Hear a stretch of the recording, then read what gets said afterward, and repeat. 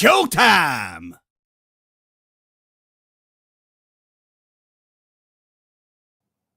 Time for a show. Showtime. Yiddy. Showtime. Yiddy. Yeah.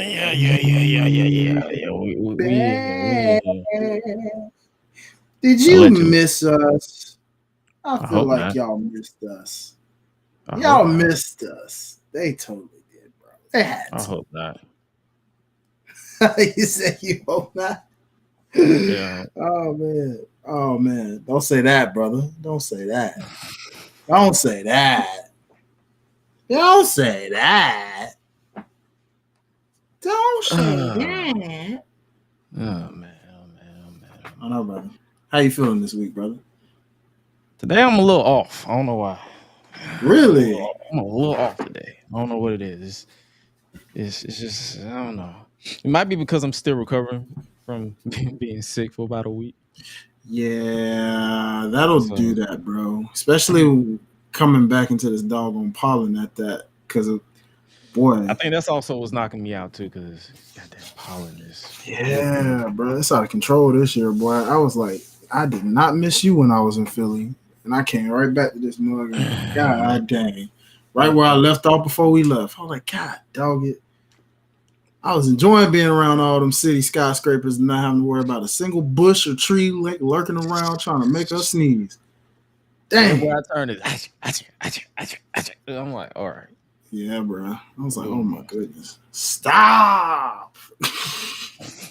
And it's on the car too. That's what's yes. It's on the car. It's on the door. It's on the floor. It's on the it's just everywhere. It's, goodness gracious. Literally. Other than that, it's like I've been pretty chill. Pretty chill. What about you, my dog? Whew. Likewise, my dog. Been pretty chill. Let me see. Did anything crazy happen? Just picking back up schedule, man. A lot of bookings again, where it's just like, all right, got them people calling now. You know, got Vegas coming up in like a month. I'm like, oh, all right, that's about to be a thing. Okay, going back out west, huh? All right, let's see what we can make shake out there. It's been a little minute since I went out that way, so I'll be like, all right, let's see what's up out there. But yeah, man. Like you, just this pollen, man. This pollen kicking my man. It's like I was like, yeah, we do got a show tonight, so I gotta get my energy back up because this pollen been draining me. So. Oh, it's all good, brother. You know what I'm saying? I see you with the Nickelodeon vibes on today. You know what I'm saying? I got the anime vibes on us today. So we both animated in this piece. Yeah, gotta find the vibes. Speaking of vibes, I guess we have a visitor. For the time being before I officially hit that button. Let's do it. It look like she eating, so I'm gonna wait to the intro because we're not finna hear smacking in this audio. I'm trying to tell you that right now. No smacking. No smacking is cracking on the night, baby.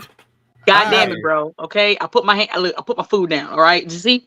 Here my hands. I'm about to say, put my hands on my eyes. God damn. Y'all already know my pet peeve with this audio and making sure there ain't nobody be hearing me because if I hate it, I know other people hate it. Look, man, look, son. When you gotta eat, you gotta eat. All right. Just let me know, and I'll be like, okay, I'm gonna mute myself because I see the mute button right here. Like the God has called me to a higher purpose. I see it. It's right here. It's in my face. Okay, Look at God. Look at God. Plus, bro, like, yo, my nigga, how you like, bro? It's checker fries, son. Ooh. We from here. Arguably, they say it's the best fries. Arguably. It depends on who. Depends on where you get it. Smack, bro. Depends on where you get them from. I feel like that's every food though. It's not. It's every. I'm talking about as far as like where you get it from. Like you know how some people say, this is good here, then you try it here, and then it's the worst shit you ever ate. So that's why I'd be like, it depends on where. Because sometimes I ain't gonna lie, some Checkers fries be ass. Well, you're right because you know the more franchise it got, like back in like the 90s, early 2000s though, it was like every Checker slap. But you know, quality over the years, like you said, you got to go to certain stores. Kind of like where we were. We'll definitely talk about when the show starts when I press this button. but kind of like we wasn't feeling like every Why don't I go food. through this?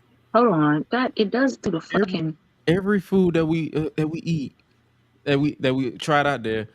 I feel like the best was when we went to the trucks. Yeah, man, because I ain't gonna lie, that truck, I didn't get to ask y'all how y'all's tasted, but boy, that thing slapped, boy. I tore that thing. When they told me, they said, I said, put every sauce you got available. Yes. Because I already know a lot of y'all don't like to season your food. So bruh, so that thing was hitting that grilled fish with the rice and the lettuce. All right, so pause. Where was all the where all the y'all go when y'all was in what did you not eat in Philly? What didn't we eat? Good point. We had a dry ass Philly cheesesteak. Where? But that was at WWE World, so that don't count. That don't count at all. So outside, but I think. Oh yeah, we definitely got some stories we're gonna tell. But before we gotta, for the people who are watching us now in HD, we've upgraded our system so y'all can see us in HD instead of 480p. We pay bills. We pay bills here, so you're in HD now. Does that mean I look party in 4K? You smacking in 4K. Okay. All day. We've upgraded our system here, so it's a full everything's upgraded. So with that, we also upgraded the intro. So producer Gresh, which is me, hit that button. Yeah.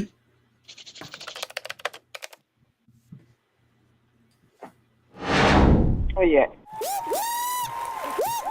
Ladies and gentlemen, stand to your feet and make noise for GRESH Unleashed. Let's go! When the club go around here, I'm a cactus. Bang, bang, gang, I don't owe you jack. When I'm in the ring, it's just me and my best friends. OC cutting no slack. Hollywood Miz, you can put me on the A-list. GRESH Unleashed, better put it on your playlist. Me and my fam be ballin' like the Bruce. Fight night, baby, hard hitting like Sheamus. Family first, yes, bloodline business. Winning all the gold, look at how they witness. I was taught to be the greatest. 1,000 days I'm running, check out the book of Guinness. Coolin' with the baddies in the baddie section. Guarantee you they ain't jaded. Yellow, you baby face, I ain't feeling your gimmick. The fans think it's overrated. Brock Lesnar on the beast. Eat, sleep, flex, and repeat. Whole new swag with a price on the tag. Coming live from the west to the east. Better recognize on the mouthpiece. See the power level gotta increase. Bringing content on a daily. Feeling like GRESH Unleashed. Greetings and salutations, ladies and gentlemen, boys and girls, non-binary pals, baby mamas, baby daddies, and everybody in between. Welcome back to the GRESH Unleashed podcast. This is episode 66. We are back from Philadelphia. We're back from WrestleMania, baby. It is your boy, the voice that does the most brave mischief, Gresh. And joining you and joining me, as always, is my main man, my right-hand man. According to certain analytics, he is the number one urban influencer in regards to Christian hip hop, according to the stats of urban influencer. He's number one. He's none other than my main man, the voice of the Unleashed anthem himself, Mr. Highlight Reel. What's good with your brother? Oh, hell yeah. Ladies and gentlemen, what's going on? It's your boy Highlight Reel. Appreciate y'all, man. It's an honor to be back with y'all. Last week felt weird when we was on our little break. Coming back, you know what I'm saying? I didn't watch shit. Man, come on now. You and me both, brother. I glanced at the clips the next morning for a little bit, but I was like you, knocked out, catching back up. I was like, it was a lot. It's just like, bro, when you catch all that wrestling that we caught, you just kind of like, yeah, I'm tuned out for a little bit right now until I get back on regular scheduled programming. But it's great to be here, man. Props to the big old God up there, man, for making boy number one on the charts, as my boy Gresh just put. It's an honor. Thank y'all. First time chart number one. Anything I was gonna say that. I really didn't, but I'm glad you brought that up to the people, man. That was a cool moment. I'm becoming an analytic person, so I try to pay attention to the stats, to the stats.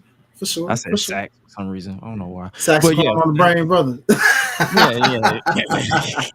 I play that too. You know what I'm saying? That's my instrument right there. You know what I'm saying? So I try to plug his content as much as possible, and it ain't because I'm obligated to. It's because I want to. Because this man won't do it himself.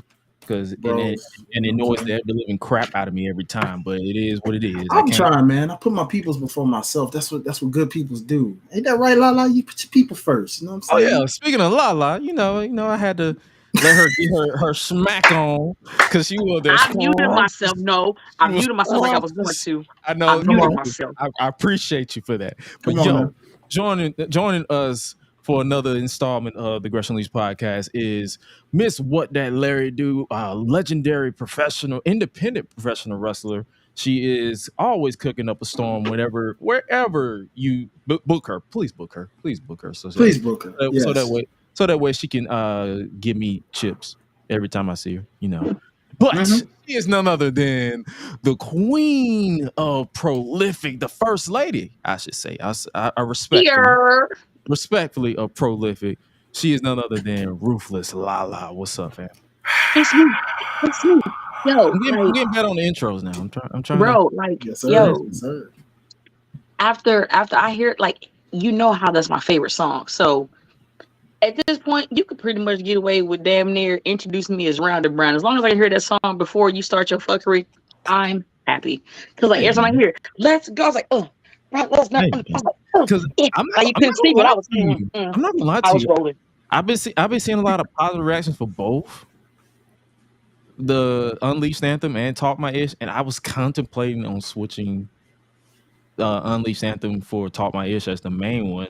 I would punch you right in your side. When I brought that up, my niece my nephew who watches who listens to me, that's why I'm watching my mouth now, because her sister will whoop me if I cuss too much. But she likes this one more. She likes Unleashed Anthem more. So I changed my mind instantly. Like, my family continues to influence my decisions.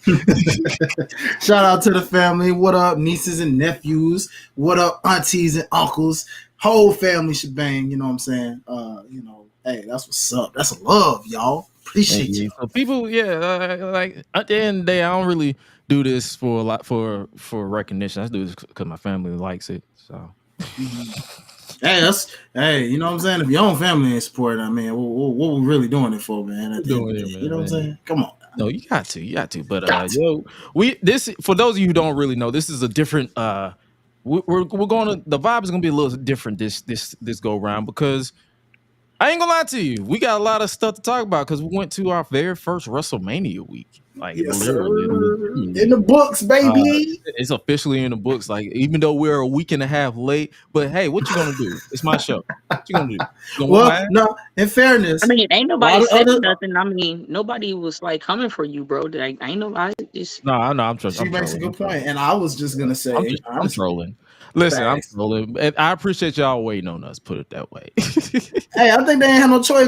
Most of the content creators we was out there with anyway, all of them, I was listening to everybody. They was asleep too. Yeah, they was sleeping too. So let's not act like all of us that went out there in Philly with all that running around we was doing. Let's not act like we ain't come back to the crib. Put it this way: if you came back to the crib and you immediately went back to the grind, something wrong with you. Hey, that's a different level of machine, and I ain't mad at it. I respect it. Well, there's a lot of things wrong with a lot of people, because a lot of them that was there, they jumped right back in it. Yeah, but then again, you have to remember that's their, like, you know, this was like y'all first, you know, like really they do this on a regular basis. You know what I mean? So it's a different strokes, my boy.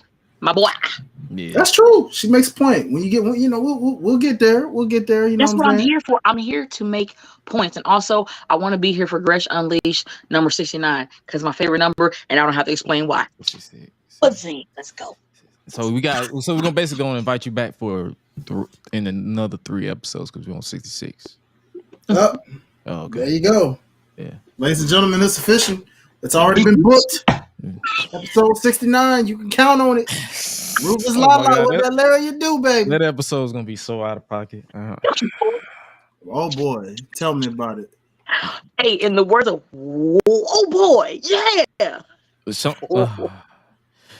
So for those who listen to the sound of Uncle Yoshi's voice, you're not watching that episode. All right, ladies and gentlemen, put the kids to bed. You heard it. You're not watching that episode. Come on, man. They should be asleep already at 10. Okay, they watch it. Like the they next should be day. asleep at 8. They watch the next day. You know, CP time. You know, even though we go live every episode every Tuesday at 10:15 p.m. Eastern Standard Time. The audio version goes up on immediate after. So as soon as they wake up, they go to the commute. They commute to wherever they got to go. School. Isn't it spring break or spring break over? I don't know. I think spring break, if I'm not mistaken, was for us. I don't know. I want to shout out your shirt because y'all right here. That's a bum ass anime shirt. Hey, do you know what to go good with that shirt that you have right there, sir? What's it? Come on now. Oh no. Come on. Ooh, come on now. Oh, okay. All right. Is that sleeping bag? Jacket? That's the hoodie. I was sleeping that. It's the members only. See, I was sleeping that. Bro, members only. Members only been cutting up with these, dog. Like, and then I got me and my bestie with the Pro Wrestling R World Heavyweight Championship and the Women's Championship. You know, that's fine. We're not trying to kill each other anymore, so we're Gucci. Hey, that's fine. Sis. People be trying to come at me be like, what? Lala and Wolf beefing again. Hey, I'm gonna let them beef it out. But at the end of the day, somebody's gonna get some food. So it's like at the end of the day, call me when they're done, and we're going to go eat. Like I don't care. They could be both bleeding after beating each other's asses. One of them is gonna get this patty melt from Waffle House, and the other one's gonna get the milkshake from somewhere. I don't know. I know it ain't Wolf because I know it probably messed his stomach up. But I'm just saying, it's gonna happen. So that's why I'm like, that's why I be like, okay. I'll be like, whatever. I'll retweet it.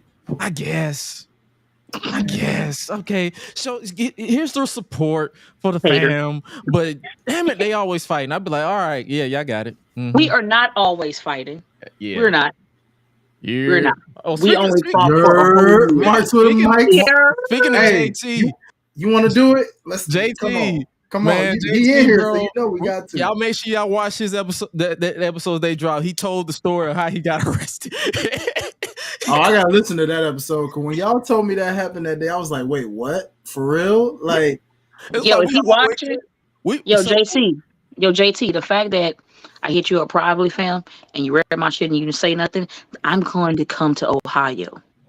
And I'll see you soon, fam, because you know better. You love violence. Good bro, Lord. He saw me. I saw him. He pulled up. I worked Stardom. He actually saw you. Yeah, he was at Stardom. Oh, damn. Yeah, even. Goddamn. You can't miss him because he's so tall. I saw him before he went to WaleMania. Oh, look at that. Uh-oh, now. But I've known JT, though, for a long time. Yo, that's real. I guess we might as well start with WrestleMania week. What we was doing. Basically, we got there Thursday? Yeah, Thursday. And there was so much shit going on. Like Lala didn't even tell me that Stardom, but she was wrestling at Stardom. You didn't tell me. First off, I didn't wrestle at Stardom. Because trust me, if I would have wrestled at Stardom, I would have bugged and annoyed your fucking phone. Like, hey, Josh, what you doing? Josh, what you doing? Why are you calling me? Josh, what you doing? I'm in the air. Like, first off, like, don't make it seem like I promise you, anybody who knows me know if I'm am on any New Japan any big show, I'm telling you, I'm not gonna tell you publicly, but I'm gonna hit you up. Hey, bring your ass, nigga. Okay, because one thing me and Highlight is gonna fix this by the next show that we travel to. It seems like every show that we go to, he's always having airplane problems. Yo, let me tell you, bro. Who did you fly with? Delta. It just look, man. Here's the thing. I understand. Put myself on mute and give me a bite. Look, here's what get me here, bro. The first time, that was straight car issues. I ain't gonna lie. I had some car issues. Yeah. That got me the night before too, unfortunately. I go to the movies with my girl. My car want to act up. And it took all the way to the next morning, knowing our flight was super early. So it was just like, dang, I'm screwed. And then when I get there, they rescheduled. That was SummerSlam in Detroit. Oh yeah. This case, this was funny because I ain't gonna lie. I got there. He was there on time. He was there early. Really? Yeah, I was really early. I could have got through TSA, got to the gate, and got right on that plane. They didn't let him check his bag, would it? It was a bag. I'm like, bruh, what you mean I can't check my bag in? They're like, oh well, the system won't let us.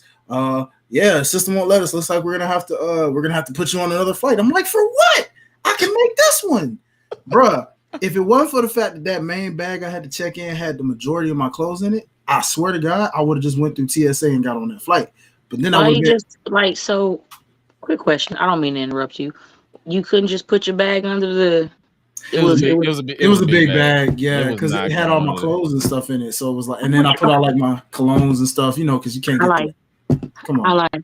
Hey, future preferences.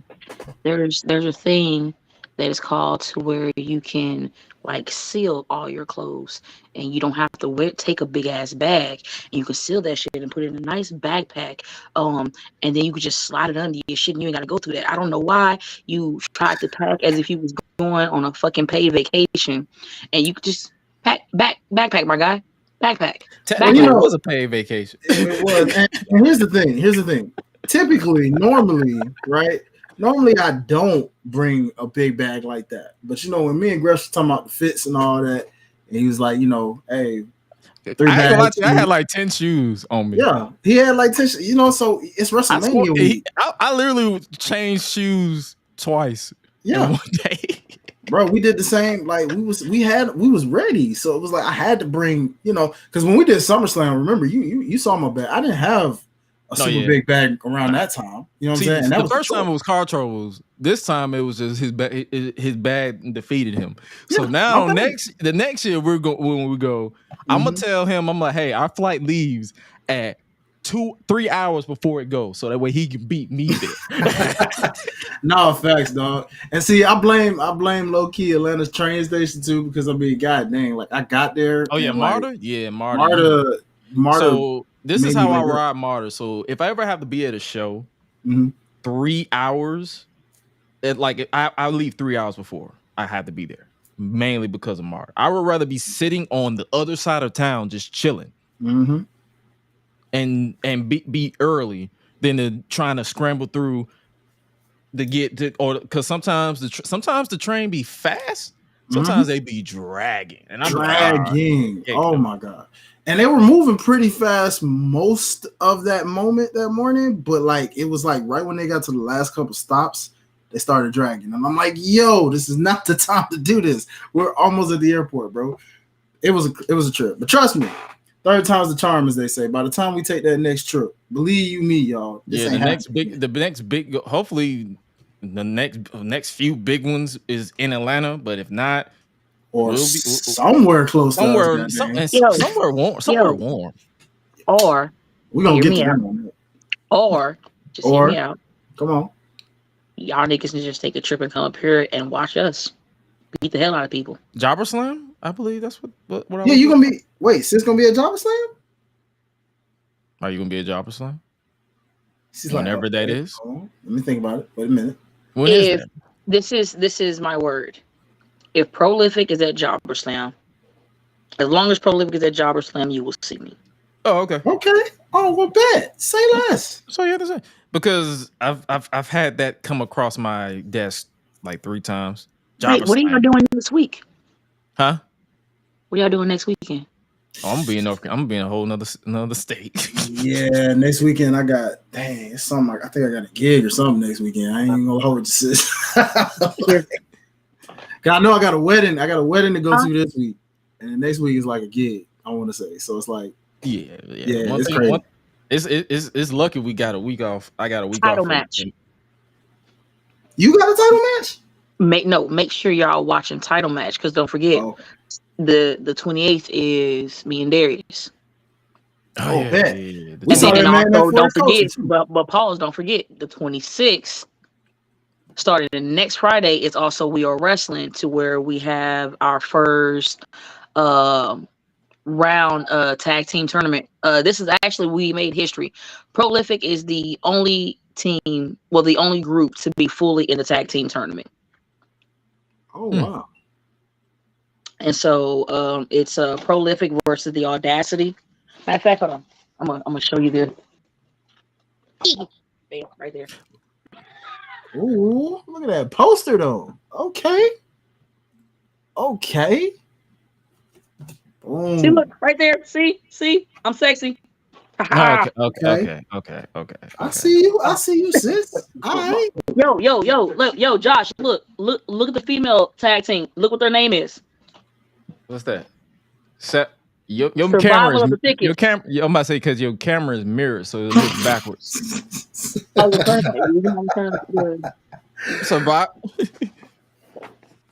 Survival of the thickest.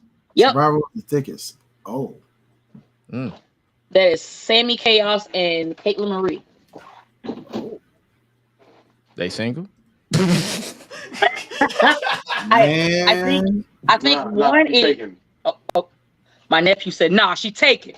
Yeah, I respect it. I respect taking. Yo, he gonna hit you with the 5 heartbeats every night. I gotta prove my love. He said, "I respect it. I respect it. I respect it. Don't come for me. I respect it. Don't come for me, because no. She fire. It's all good. I definitely get it. Okay.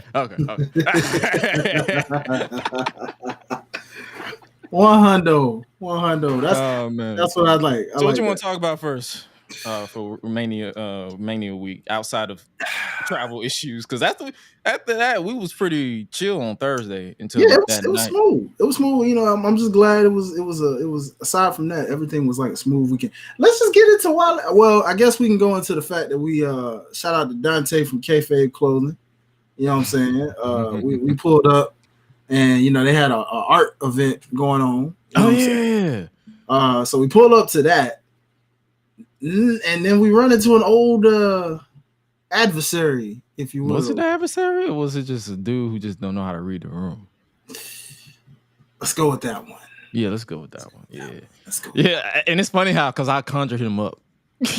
You did. You totally brought home. I said, bro, I hope we don't run into this dude again.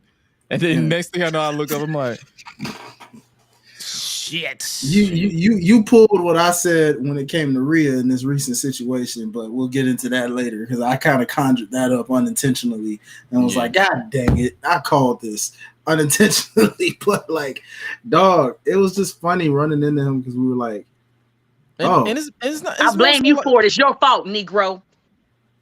What are you talking about? He said he jinxed it. He said he jinxed it. Oh. About Rhea. That's why I came back in and said, yeah, it's your fault, Negro. I blame you. You called us off. I was like, what? To be fair, I did this in my head more so than out loud. I promise you. And it was just a thought of like, the only way she's losing that title is if she has to vacate it. And then all of a sudden it was like, oh man, don't tell me it ain't so. God dang it. Yeah, man. I said that literally a week or two before that actually happened. And then next thing you know what happens. I'm like, what the freak? If Buddy Murphy hears this, he gonna kick your ass and I'm not saving you. He can't because he gonna be too busy nursing to mommy right now. So he ain't got time for all that. You know what I'm saying? I like how y'all try to come up with these excuses like, oh no, they're too busy. Like it's literally our job to multitask. What do you mean? Just trip him up. That's all you gotta do. Just when he run towards you, just stick your leg out, like boom. Ooh, yo, stop! No, that is not how that works. You know what? I'm muting. I'm gonna make it work. You know what? I'm gonna make it work. That's what we're gonna do. I'm gonna make it work.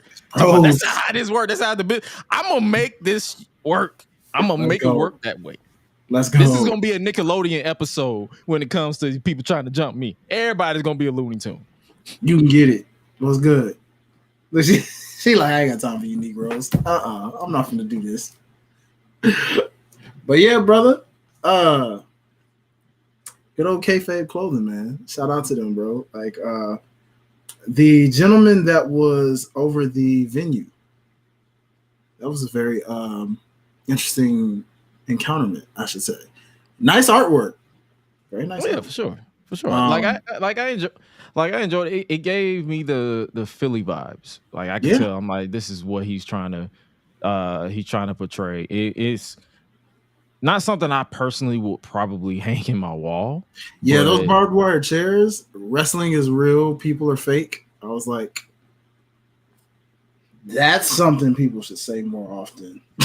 I was like, because like, yeet, man, like right there. I heard it. Says you was muted, but I heard it. I see you. Yeah. So like, he kicked a freestyle for us too, because apparently he rapped, and it was like, oh, everybody's a rapper. Yeah. Well, especially in Philly, you know what I mean? That's what it is. But you know, they had a DJ in there, you know, kind of putting us in the vibes a little bit with some instrumentals and some good music. You said something that got a lot cracking up.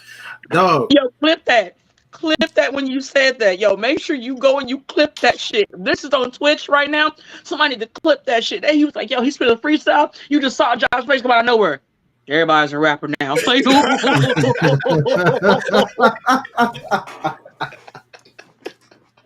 I almost choked on my triple cheeseburger, bro. Because I was just like, I'm eating. He's like, I was like, all right, bad freestyle. He's like, everybody's a rapper nowadays. I was like, oh shit, wait a minute. I don't mean that to be a nut, but it's the truth. Like it's like everybody gotta like, hey, bro, you want to hear this freestyle right quick? All right, and which is why make sure you clip this shit, because jeez, I'm going back on mute. It'd be the same flow over and over again. Oh my god, like it's more than a dream. I'm like, all right, nigga. Yeah, bro. It was something. It was something. But kind of after a while, that was really it. But no, for real though, he was dope with it. Like it's just like whenever I hear people say, "Oh, I got bars," I'm like, okay, ice cream bars. Like what we doing here? Okay. Oh, you spit. Oh, okay. Yeah. That's why I was looking how I'm like, you handle this. Yeah, that was. Shout out to him though. He was cool people. You know, a little wasted. You can tell he was a little wasted, but he was faded. He was like, hey, bro, speaking of faded though, homeboy was shopping with you because he was like, hey, y'all smoke? You need some, some substance? And he pulled out the bag and gave you a whole store for a second. I'm like, oh, I appreciate you, brother. You not the feds, are you? That's how I looked at him at first. I was like, you not the feds, are you? All right. So yeah, I got something from him. I'm gonna try it later because I've been sick, so I couldn't try nothing. So I'm gonna try it this week. So when I'm done with these next couple of shows, I'm gonna try it. I'm surprised you didn't try it while you were sick. I thought that usually helps. Brother, I was coughing blood. I was trying to be alive. Fair.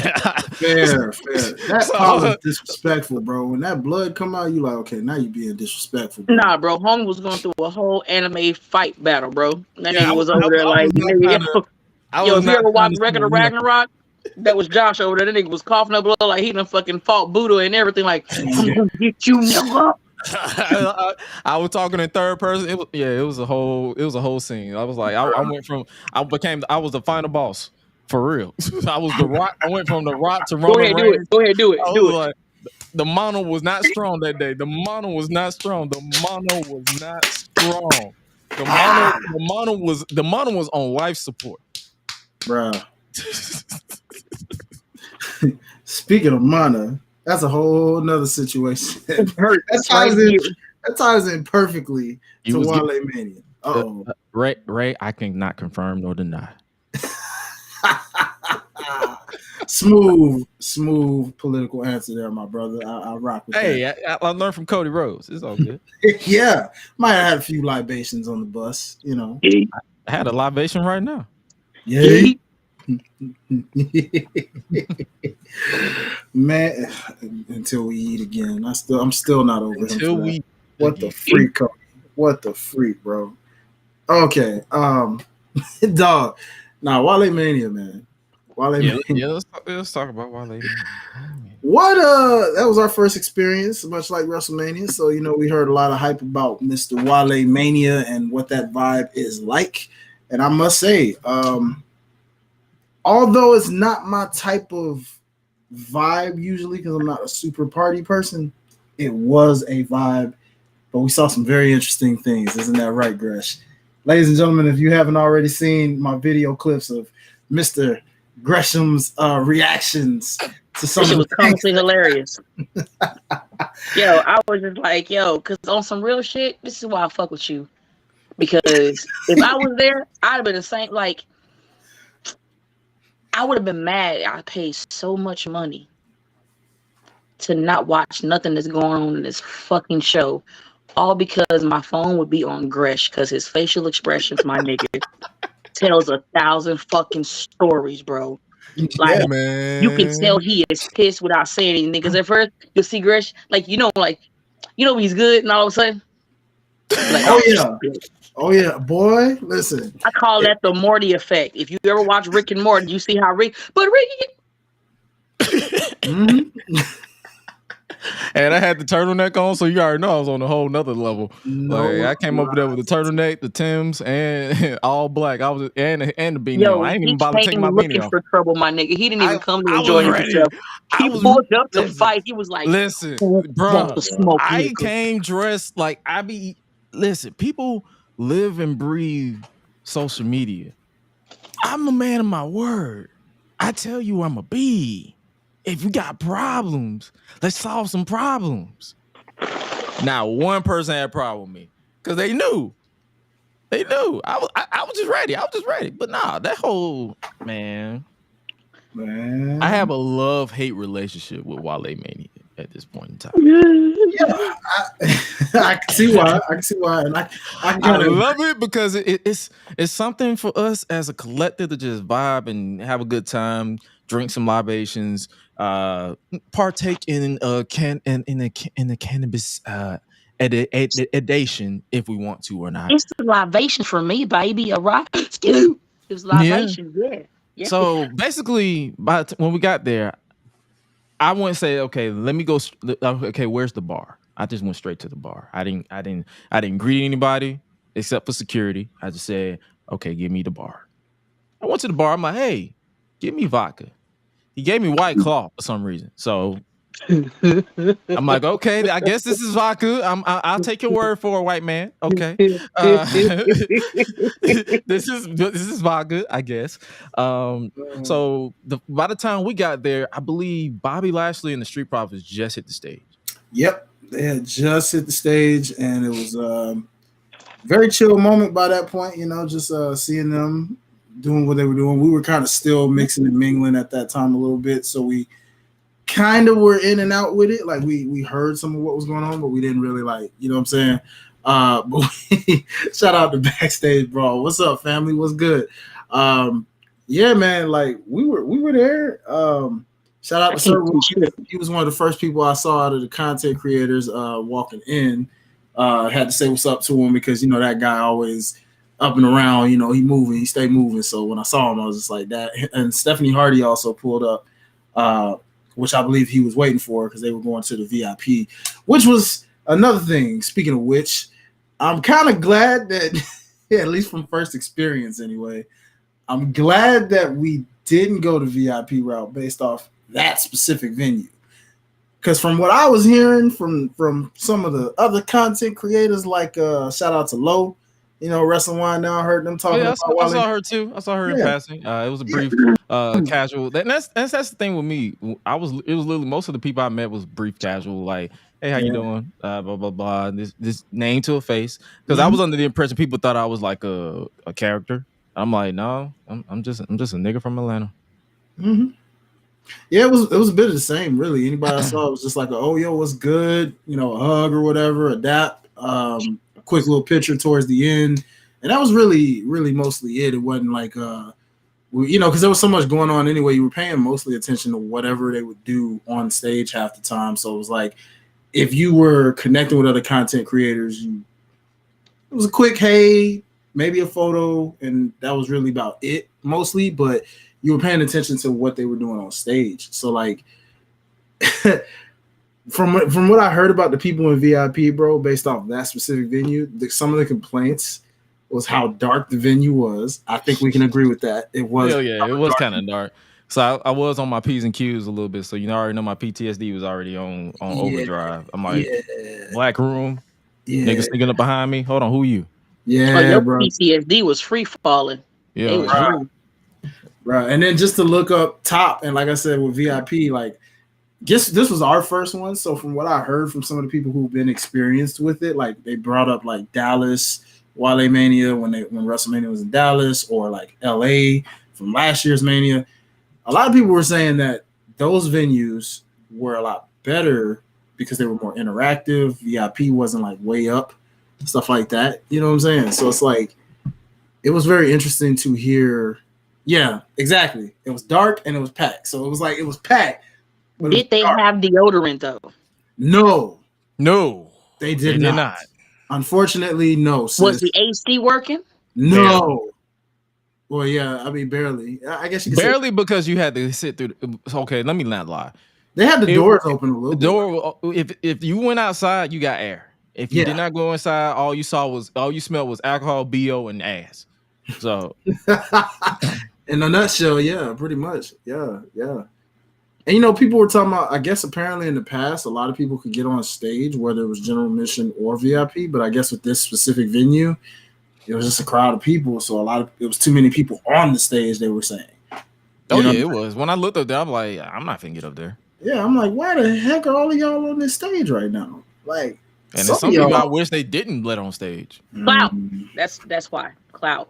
I wish it was a lot of people I wish they didn't let on stage. It was a plethora of people I wish would have been on that stage, especially that dance competition. You want to jump right into that because we can, dog. Let's start with the individual we just mentioned that we saw not even before WaleMania. So the story is. Hear me when I said it was green. So the story is Swole and all of them was like, yo, we're finna have a dance off. The DJ, I believe the DJ's from what, Jersey? I thought he was from Philly, but Philly. He might have. Yeah, he's from Philly. I'm sorry, he's from Philly. So he started playing some music. He said, yo, who can get on here and do the Rikishi? Let's do the Rikishi.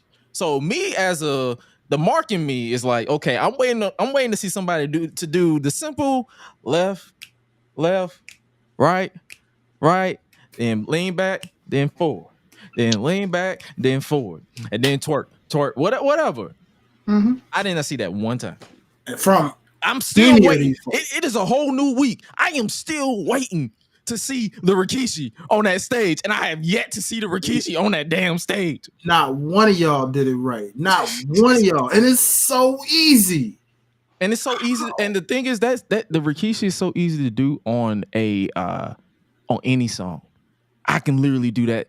It doesn't matter the genre, the tempo. I can literally do the Rikishi because the only thing you're doing is left, right, back, then forward, then back, then forward, and then you just freestyle. That's literally it. I ain't gonna hold you. The way he was saying that, like, I'm trying to hold my shit together. He reminded me of Tracy Atkins singing that honky tonk but donker donk because he was like left, right,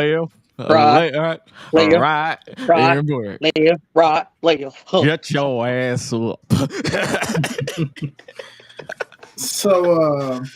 So the first person was what was it? What she kept chanting? Harry? Was that his name? She was saying Harry, even though his name's Harrison. So they shortened that for Harry. Oh, so they say go Harry, and I'm looking. So why did you? I am looking. I am like, I wish he would go off the fucking stage. That's where he needs to go. Shout out the old boy you called him. Well, I guess I could say I called him 4K. That was like his reaction. I didn't even notice how you noticed that. I was just like, oh, because Homeboy's reaction was hilarious when you zoomed in on that. It was like, he followed me on social media because he was not expecting to be in in anything because his facials was just like, bro, y'all serious? Y'all see this? Y'all see this shit? Matter of fact, with a little funk in it backstage, like it was the electric slide, but Rikishi ass is so thick, you know what I'm saying? It wasn't just the electric slide. He started moving. It was the ocean in the motion. It was a wave of emotions. Wave. All right. Oh, so the guy who was one of the videographers was his ad is his name, he goes by Jay, but his ad is Sid Vivid. Sid Vivid. So I'm guessing that's his ad on IG. Yes. Niggas in these weird names. So yeah. Bruh. But he was like, bro, y'all see this? This dude was I don't know what he was doing, but it wasn't. This boy was more stiff than the doggone. And then he paused. Hater and any stiff. What got me was he paused and then started thrusting. I'm like, motherfucker, get off the stage. Get off. When I say, sis, no soul was in this man. Literally no soul. Like, no. Y'all don't want to know how many blunts I consumed watching y'all videos on X.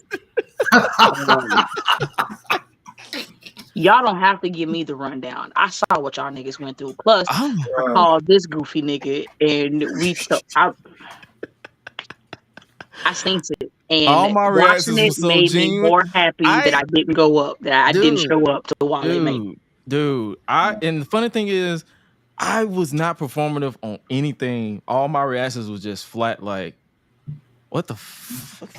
All right, quick question, because like I gotta ask you this one: Did Hornswoggle do that bad of a job for Country Grammar, to where you was just like?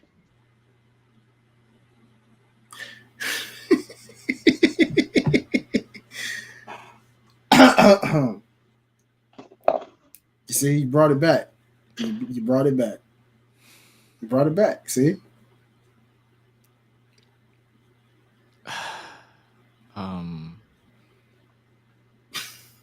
Swing low.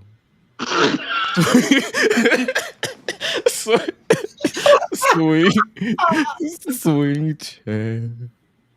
Y'all. Coming for to carry me. Oh. No. But when you do Sweet Low this time, you got to go high and then go Sweet Low. Oh my God. Sweet. Yeah.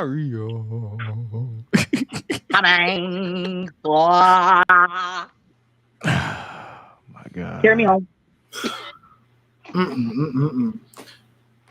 Yeah. Well, before finishing that Hornswoggle thought, sis, actually, when you thought it got any worse than Harrison, enter someone who randomly decided to do a modified version of the Rikishi in a woman's sense, I guess. I don't know what was going on. Oh, you talking about Littlefoot getting twerked on? No. Before that, the big white dude that decided to twerk in front of everybody. I blocked that out of my head. Yes. I don't remember that. And I think I did that. Old boy, Sid, he told me that when he got up there, he walked off the stage. That's how he was pissed off from seeing that. And I don't blame him because I was pissed too. I was like, Negro. That's probably why I forget, because I blocked it out of my mind, because that's how. Dude, listen. Yeah, no, he twerked in front of us unprovoked, and I'm like, bro, I've sat through Rikishi twerking in front of us unprovoked, and he was just walking. Mm-hmm. Motherfucker, you did that by design. Oh. Straight up, I'm talking about he No. I am throwing a fucking flag in that goddamn place. Bruh. The fact that you said you have watched Rikishi twerk in front of you unprovoked and it was just him walking, you can fuck is a place that you can go. Like, I can't even say the fucking quote right or what The Rock saying, but fuck is a place. There's a direction that you can fuck. Oh boy. No Diddy.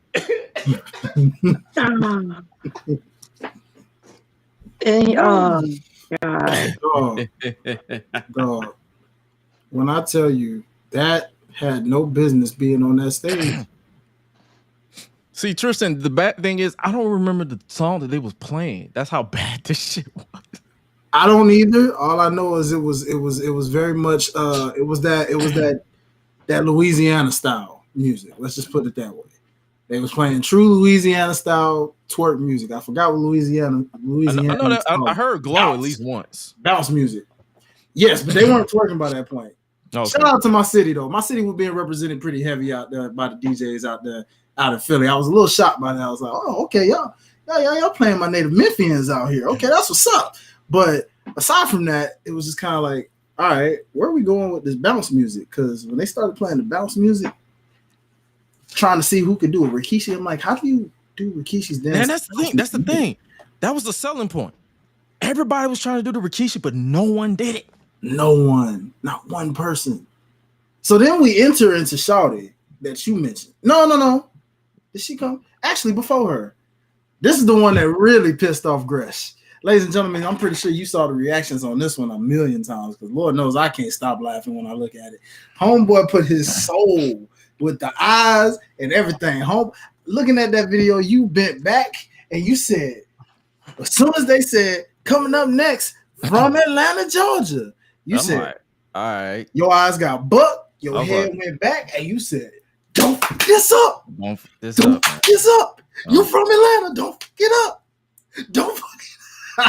Keep in mind, I was 2 drinks in at that point. So I'm already drunk out of my mind. So I'm already. Oh my God, easy, Scott Pilgrim, calm down. I'm already over it. So, boy, and I'm talking about as soon as he started, he did the love don't cost a thing, and he at first he was okay with it because he was like, all right. I'm like, okay, you about to build up to something, and he did the entire routine. I said. And then by that point, Gresh just snapped because that boy was like, out of all dances, you choose that one.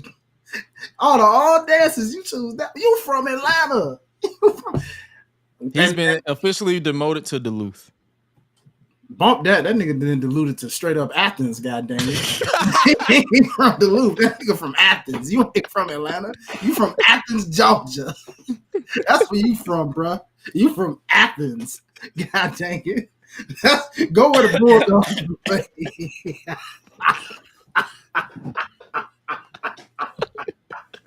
You from the wrong AT. You from Macon. You from Macon, Georgia. Matter of fact, you from Warner Robins. That's where you from. You from Warner Robins. But homeboy tried that chopper style. He tried that.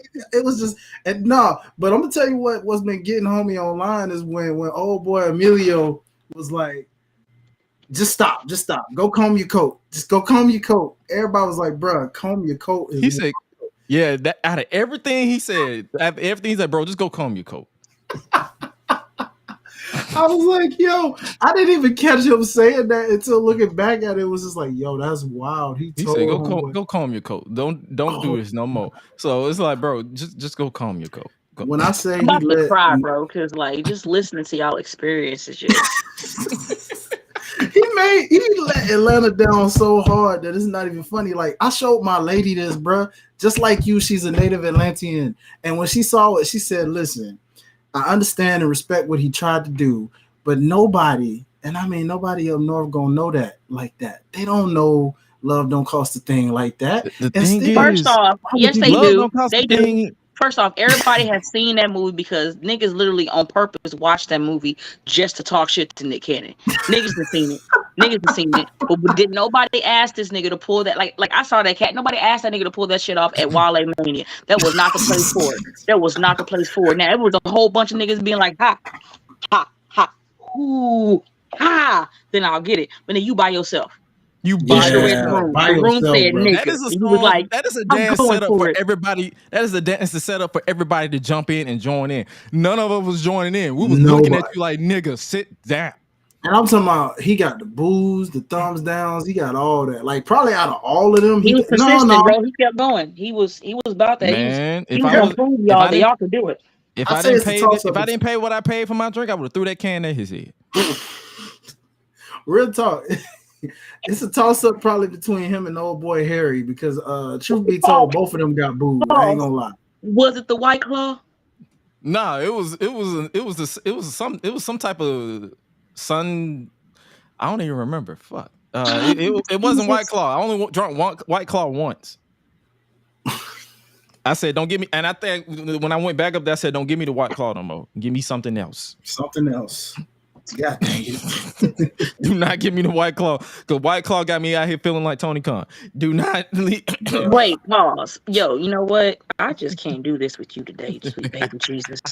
Because you are just going above and beyond right now, Joshua. And I don't know what to tell you. Like, like G. Whitakers. It's unleashed for a reason. Mm-hmm. Mm-hmm. No. Speaking of unleashed, that's another perfect segue into the well, yeah. Shouty. Let's get the Shouty and Littlefoot there. Deciding that she just your guess is as good as mine because I don't even know. And Shouty was from Baltimore. It's funny. It's like okay. Listen. I'm a guy. I'm a man. You know what? I don't decline the visual of ass being thrown around and twerking and all this stuff. I get it. Yo. But I'm already checked out at this point after seeing dude try to do the love don't cost a thing to do before him getting twerking in front of our faces unprovoked. And then the dude before him, Harry, being the most rhythmless nation member I've ever seen in my life. So it's like, okay, what do y'all do? And the transition to it was awkward. It was like Littlefoot was up there. She didn't even want to be out there at first. So the girl she didn't know what to do. She's like, okay, I'm just gonna start twerking. And I'm like, her facial expressions. Wait, hold on, Josh. One more time. How did she start? She's like, because I just want not the Steve Urkel. You got the Steve Urkel, bro. That's how you know you broke. Because you're not looking at Josh. I see you. But nah, he ain't lying. Shawty was stiff as I'm about to look. That wasn't the stiffest twerk I ever seen in my life, boy. I was sitting there like, huh? I showed that to my girl and she was said, like, sound like old girl went to school with Krishan.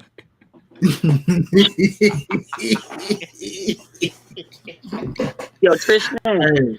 Nephew, log all the fucking way off and stay there. Don't talk to nobody. Don't do nothing. Just stay there, nigga. Cause you, bro. Listen.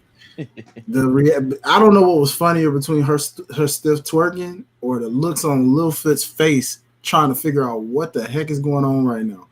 Cause dog, she couldn't. She was buck-eyed. She was. I don't know what to do. She was directing Shawty like, okay, I'll tell you what. I'm not gonna stand here. You go here. I'm gonna twirl you, and then we're gonna. She's like, okay, let's pivot this. Let's like kudos to Littlefoot. She was trying to direct this properly. She was like, okay, turn. Like she literally had to physically turn her around. She said, okay, turn around, and then so that picture that I uploaded on X where she was like this and the person in front of me was like score and the other girl was trying to twerk.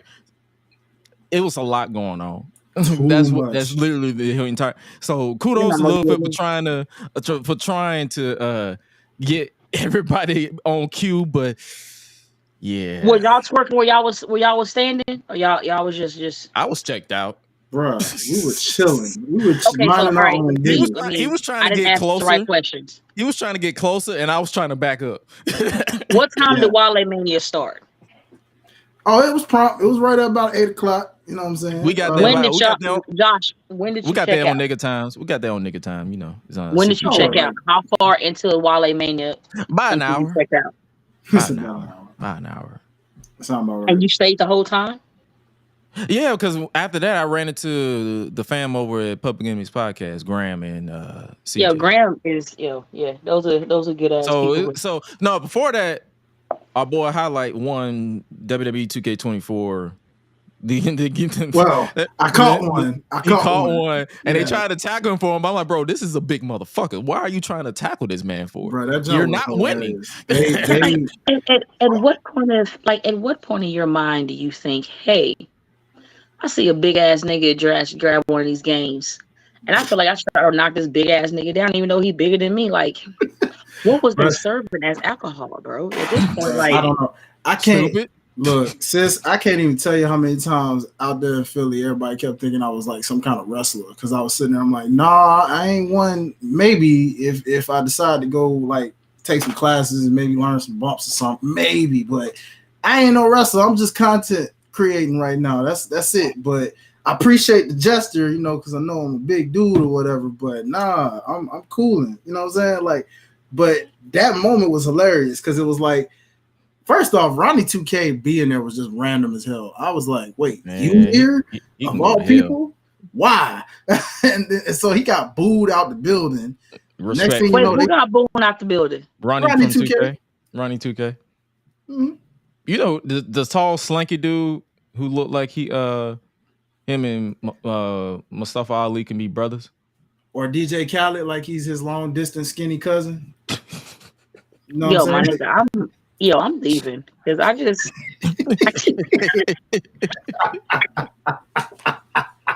I love how we breaking Lala right now, bro. That's hilarious. Like today, because dude, today was a rough day. It's like I felt Gresh when he said, you know, like he just, but yo, I'm not high enough for this right now. Imagine how Gresh felt when as we got deeper into WaleMania. I was like, where is the weed? I was already 2 drinks in. I'm like, where's the weed? Like I am so checked out of this bullshit right now. Where is the weed? Where is the goddamn weed? So Q Graham, me and him seeing eye to eye, I immediately locked eyes and I'm like, Graham. And he's like, my nigga Gresh. Yep. Sound about right. And that man jumped at me, and he was like, "Hey, bro, you smoke?" I'm like, I let him to go smoke. Let's go smoke. I do not like. Let's go. I don't know what's going on over here no more. I'm already checked. The dance competition took me out, so I was already over it. I was like, all right, I need a break. So we went out there, chop it up with some cool folks from Fightful. I met what's his name, Phil from Fightful. Grapsody. I dapped it up with him. Who else did I meet? Krista from Fightful. Kristen. Oh, I apologize if I get your name wrong. I am so sorry. I know a lot of Kristas and Kristens, so that's why everybody's name is literally crossing my brain.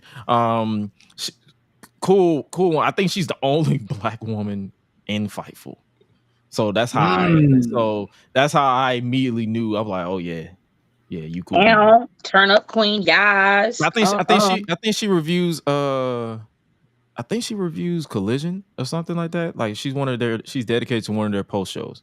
So yeah, her personality was just infectious. Love chopping it up with her. Who else? Oh, Vaughn. Shout out Vaughn. We ran into him. Jermaine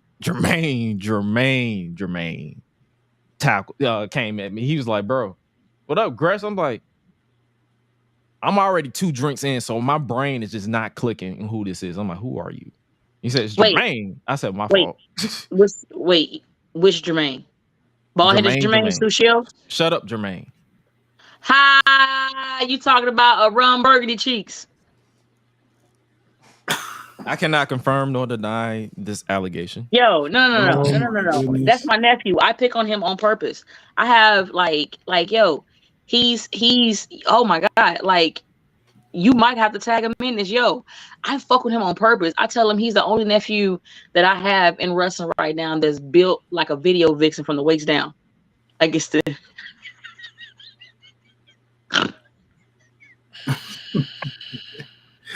oh Lord Jesus. If you go on my face, no. If you go on Pro Wrestling Tees and you see a shirt that is Hoochie Mania, that is actually a tribute to Jermaine because his gear is like he has short shorts. Like, and it's like you really with legs and glutes like his, he should be wearing that. But then he gets mad that he wears that shit that just extends to show what he has. He'd be like, I can't stand you. And I was like, well, then wear bigger clothes, bitch. The look on Gresh's face is basically resumming how over WaleMania he was after a dance contest. It's like it brought back bad memories of that entire moment when you just did that whole description. Thanks, Lala. Appreciate that. Hey, this is what I am here for. You know? Yeah. Look at Well, guess what? Guess what? I'm not high enough, bro. He built like a King magazine. Bruh. Yo, no. I said, buddy built like Meg Thee Stallion from the waist down, bro. Like, yo.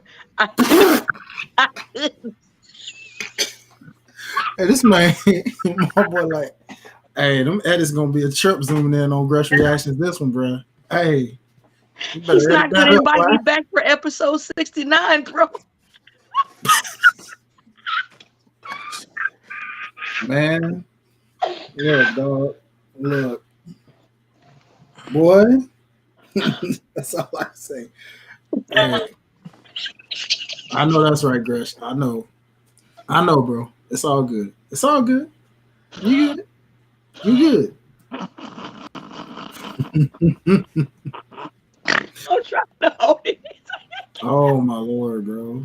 That's Rachel. It's Rachel. They got my stomach hurting.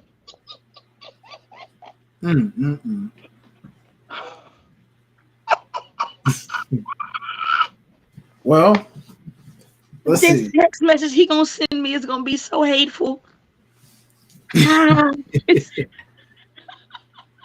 Yeah, I know. Believe me, brother. I know. I don't understand why y'all mad at me. Like I don't get it. I sit here and I watch y'all talk about like y'all favorites. You know what I'm saying? And I just be honest about one of my nephews. Like, see. Why? See, man. Night, Jimmy. But look. Fun fact, a little moment. So apparently the Hurt Business.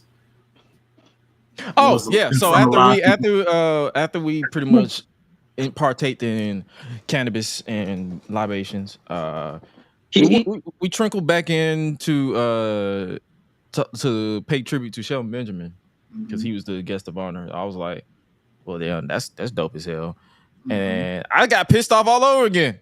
Yep. Tell us production. Y'all fucked up the entire tribute. So you played the video with no sound for 5 minutes. Repeatedly for 5 minutes to the point where MVP had to lead a chant, "You fucked up."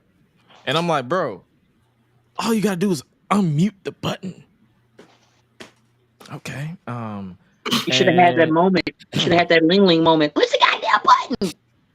And then I don't know who edited the video when they finally get sound, but we could not hear a word they were saying because they had the music blasting over the tributes. Why? Because they don't know how to mix. They don't know how to mix. They know how to edit, but they don't know how.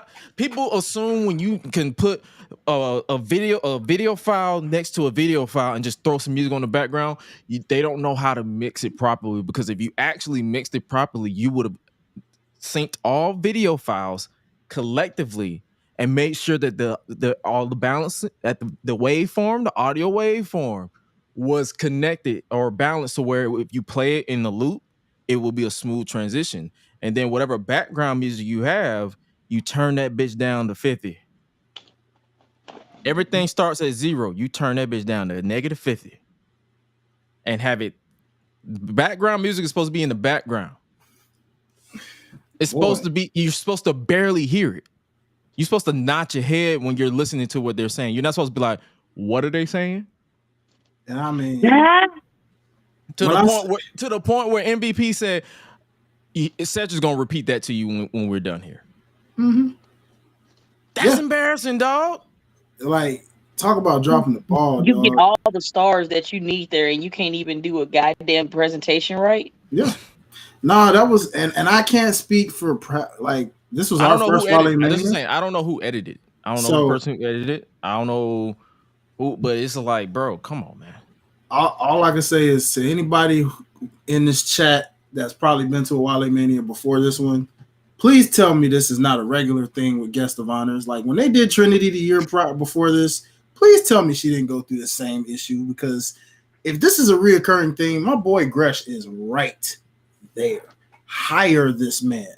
I can literally edit. I literally can edit you a video within 30 minutes if you send me the footage. A1. That's not me asking for a job, because I have a job. I don't need this. I don't need wrestling to remain employed or relevant. The man said he does the content because it makes him feel pretty. Yeah, pretty much. Shit. She literally asked me, what does a producer that my job away from the mics do? I said, my job is basically to make y'all look pretty. Mm-hmm. And I really need look a bit pretty, because I'd be like, hey, Gresh, maybe look pretty. Cheese. I'm like, bruh. He gonna cancel. So basically, whoever is in Philly, if you're offended, good. Do better. Mm-hmm. And special shouts out to Miss Samantha Irvin. Oh yeah, we did get an impromptu performance from. Yo, that was dope what she did. Yo, she killed that shit. That was a remix of Sky Hall's or Razor Ramon's Bad Boy. Yeah, man. Straight up played it with the flute and just. And she was supposed to be on vocal rest. I'm like, man, you lied to me. Yeah, she was like, "Oh, I know I'm supposed to be on that, but bump that. I'm gonna show y'all a little something real quick, and then we off." You know what I'm saying? And it was just like, "All right, bet." You know what I'm saying? So that was a cool moment.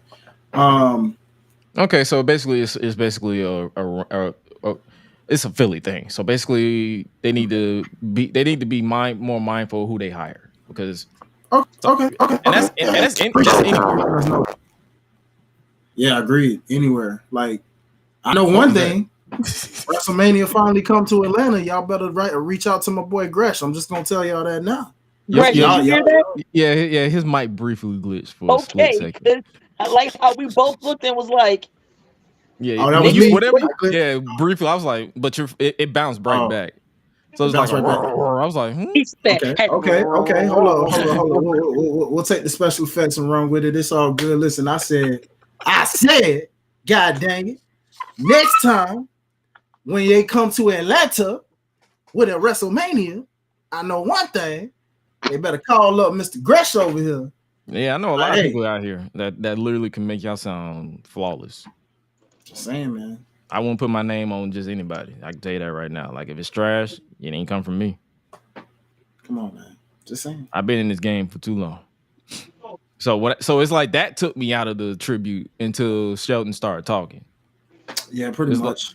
Because I was just like, bro, me being that do this type of thing on the regular, when you see that type of stuff, you just be like, all right, can we get this over? And the sad thing is, the video was like 5-10 minutes. So we had to sit through 10 minutes of just up and down. And I'm like, oh my God, this is.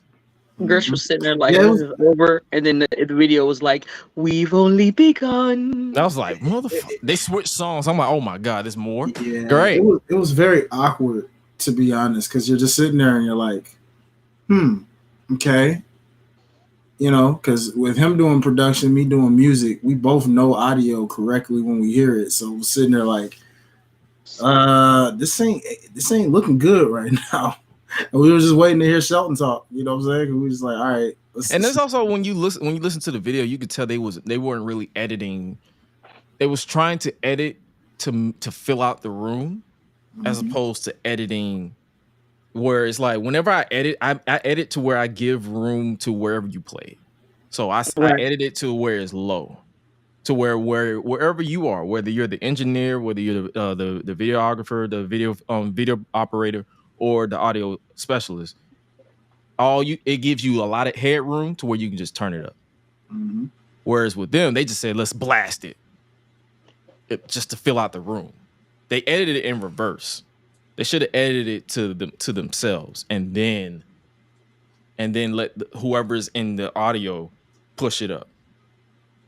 Yeah, it was just how they had it mixed. You can kind of tell that they were kind of panicking from my point of view, but it didn't really eliminate my full experience. I was just ready for it to be over, as far as like the video.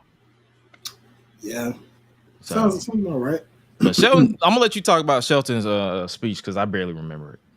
Well, the reason How why many is drinks he were made you it known. in? Huh? How many drinks were you in? Three? Oh, we at the tree of them. 3 and high as hell. So it's like I barely remember it.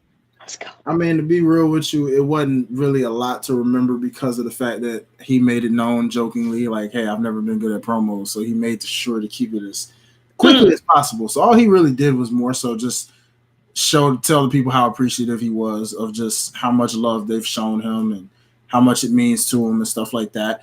And then he, thanked his friends, the Hurt Business. MVP made it known this was the first time publicly in front of a crowd of people that the Hurt Business was actually in front of a crowd of people, which I found crazy because I was like, wow. This is true. Yeah. We actually got to see the Hurt Business as a crowd for the first time ever, given that was all pandemic. And I was like, yo, that's crazy. I never thought about that. But yeah, so shout out to everybody that was in the building for that. We basically were a part of history for that.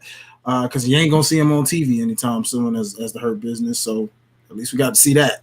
But we got the Pride. Yeah. That's the name that they've been calling him on social media. Is the Pride. So yet they refuse to call them that on TV. So it's like, what are they even? I don't know. It's just really weird. But one thing that kind of got an uproar was apparently, I don't know why. Gresh don't know why. We don't know why. We were like, yo, he literally said homeboy was 6. Zilla's getting on stage. He vibing. You know what I'm saying? Shout out to those twins too, because they was vibing too. Oh, is the Tonka twins? Yeah, they fine. I ain't gonna lie. I was like, God, dog. All right. I just saw one of them retweet something or like something that I said. So that's why I was like, oh, word. Okay. Yeah. They was doing their thing, and so Shelton calls up Zilla. He gives him props and puts him over, just saying how he's up next and he's doing his thing. And then he shared a little moment and story about the time when he was 6 years old and he was hanging with Zilla's pops, saying Umaga, and somehow how he just popped out on him one time and whispered in his ear and said, "Black nigga," or something like that. And like he laughs, but like the crowd kind of laughs, but not. Some really. of them laugh. Some of them was just like, "What?" Yeah, and it was a very mixed reaction at that point. So it was kind of like it was funny to him because he knows he was 6, and that happens a lot. But then it hit social media, and then it was just like, bro, where's the joke? And I'm like, I already knew that was gonna happen. I knew that was gonna happen. I was like, yeah, you probably shouldn't have told that joke. Some jokes, it's like it could be funny to you. In his defense, he told y'all he was had that mic to begin with. Yeah, but my thing is, and they still gave it to him, bro. Yeah, and they still gave it to him. So if somebody don't give him the cue cards to wrap that shit up, if somebody could have got to Shelton Benjamin before he did that shit, nobody would have had to worry about somebody dumbass putting that shit online. Black nigga. It's like me. I don't get one thing about me. I don't get offended on anybody's behalf. Like if Shelton ain't offended, I'm not going to be offended. But at the same time, it's like, bro, I can see why a lot of people don't like that. You came off better telling that story in private between you and Zilla. Yeah, that was a you and Zilla moment, and you tried to make it an everyone moment, and now niggas is like, now people are side-eyed in Zilla, so it's like, even though technically, Zilla, that's what y'all doing to black people, bro. Like, Brian is green. Yeah. My nephew's making edibles, and yeah, it's all good. Yeah. Yeah, man. I mean, me and Gresh both. I can't stand you, Gresh. We both kind of looked at it like we was just like, eh. I didn't get it. I literally didn't think about it until I logged on social media. I was like, oh shit, it hit Twitter. Which is you should have known it was gonna hit Twitter, bro. It's Wale. No, I'm talking about like it wasn't like oh my god, I can't believe it hit Twitter. It was most like, oh shit, here we go. Mm-hmm. Like here we go again. Yeah, and it blew over. Like I ain't gonna lie to you. Like niggas don't remember. People be offended for like a cup of coffee and then forget that they ever mad. Oh yeah, because it was like once Mania and everything else started. Really nobody talked about it. Nobody talked about that because it was a dumb joke. It was not even a dumb joke. It was just a joke between two people who was funny between, but then it just didn't get fun. The joke didn't translate to everybody else. It is what it is. But after that, I think that was pretty much it. We was just vibing for the rest of the night. It was just a vibe after that. It was just a bunch of you had like Truth popped up at the last minute. Yeah, he popped up last minute. Surprise from Trick Williams and Carmelo Hayes coming in. You know what I'm saying? They had their, promo spots. Of course, hometown kid, Mr. Trick Willie doing his thing. What's up? Yeah. When niggas are gonna do promos, is there any way we can put Wale in like a like those things that magicians have to where they put him in and then they make him disappear? Can we just put him in there so he can shut up, bro, and let niggas run that shit? Because here's my thing, bro. I promise my best. I love Wale, you know what I'm saying? But it's like niggas have to understand. Like, let them talk they shit. Don't be like, hey man, like I love y'all both, but he had way too many drinks. Oh yeah. He put him in a Houdini. Just like, don't make him disappear, but just put him there. Let Trick and Carmelo do their thizzle, because it's like, for me, if Melo would have popped fucking Wale for him talking shit and having Trick's back while you in my face, bro, he'd had every right to. Every right to. Because Wale was talking shit right in this nigga's face. I'm like, I'll fucking stage dive you, nigga. Like, involuntarily stage dive you, son. Yeah. Like, and you know what I'm talking about because you saw it, and I'm just like, oh yeah, I caught that jump right before. By that point, I was like right about close to front as I got anyway, and I was catching a lot of that. And Gresh was like as far as back as he could possibly. I was far back for sure. And the only reason, truth be told, the only reason I even got that close up was mainly because I just wanted to. I knew Wale was gonna do like some song numbers, and I realized that I've seen every rapper with the exception of Drake and Kendrick. I've seen every rapper from that 2010, 2011 era. So go ahead, say it, Gresh. Say it. It was like, look, it was like, hey, Wale was one of the favorites. So it was like, hey. How many mixtapes did y'all niggas walk out with? 0. I threw that shit to the ground. Get out of my face. Who threw a mixtape out? What happened? Somebody, you know how it's always that one nigga that want to pop always up. The niggas gonna give you a mixtape. That's why I asked, bro. Was they out there doing that?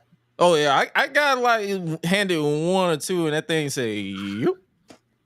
Was it an actual CD? I'll take it. You. It was an actual CD. niggas is doing that still. Yeah, they still doing it in 2024. Like, bro, like digital mixtapes don't exist. Y'all can just go and listen to my mixtape on SoundCloud. I'll give you a follow on Spotify and follow your ass as soon as I turn around. You can also follow me on Spotify. I do have a song that's on Spotify. You know what? We're not listening to that shit. We're not listening to that. I ain't even gonna hold you. Yes. That's crazy. Yes, like, it's so sincere. Wow. I am not listening to music. Leave me alone. I retired. Why? But why though? Like, I'm not asking you to produce it, nigga. I just want you to hear my music, bro. Like, that's crazy. At least mine's is digital. It's on SoundCloud, bro. You got me listening to this Sesame Street shit. First off, I don't do Sesame Street shit. I am a grown ass. Okay, Hickory Dickory. Okay, first off,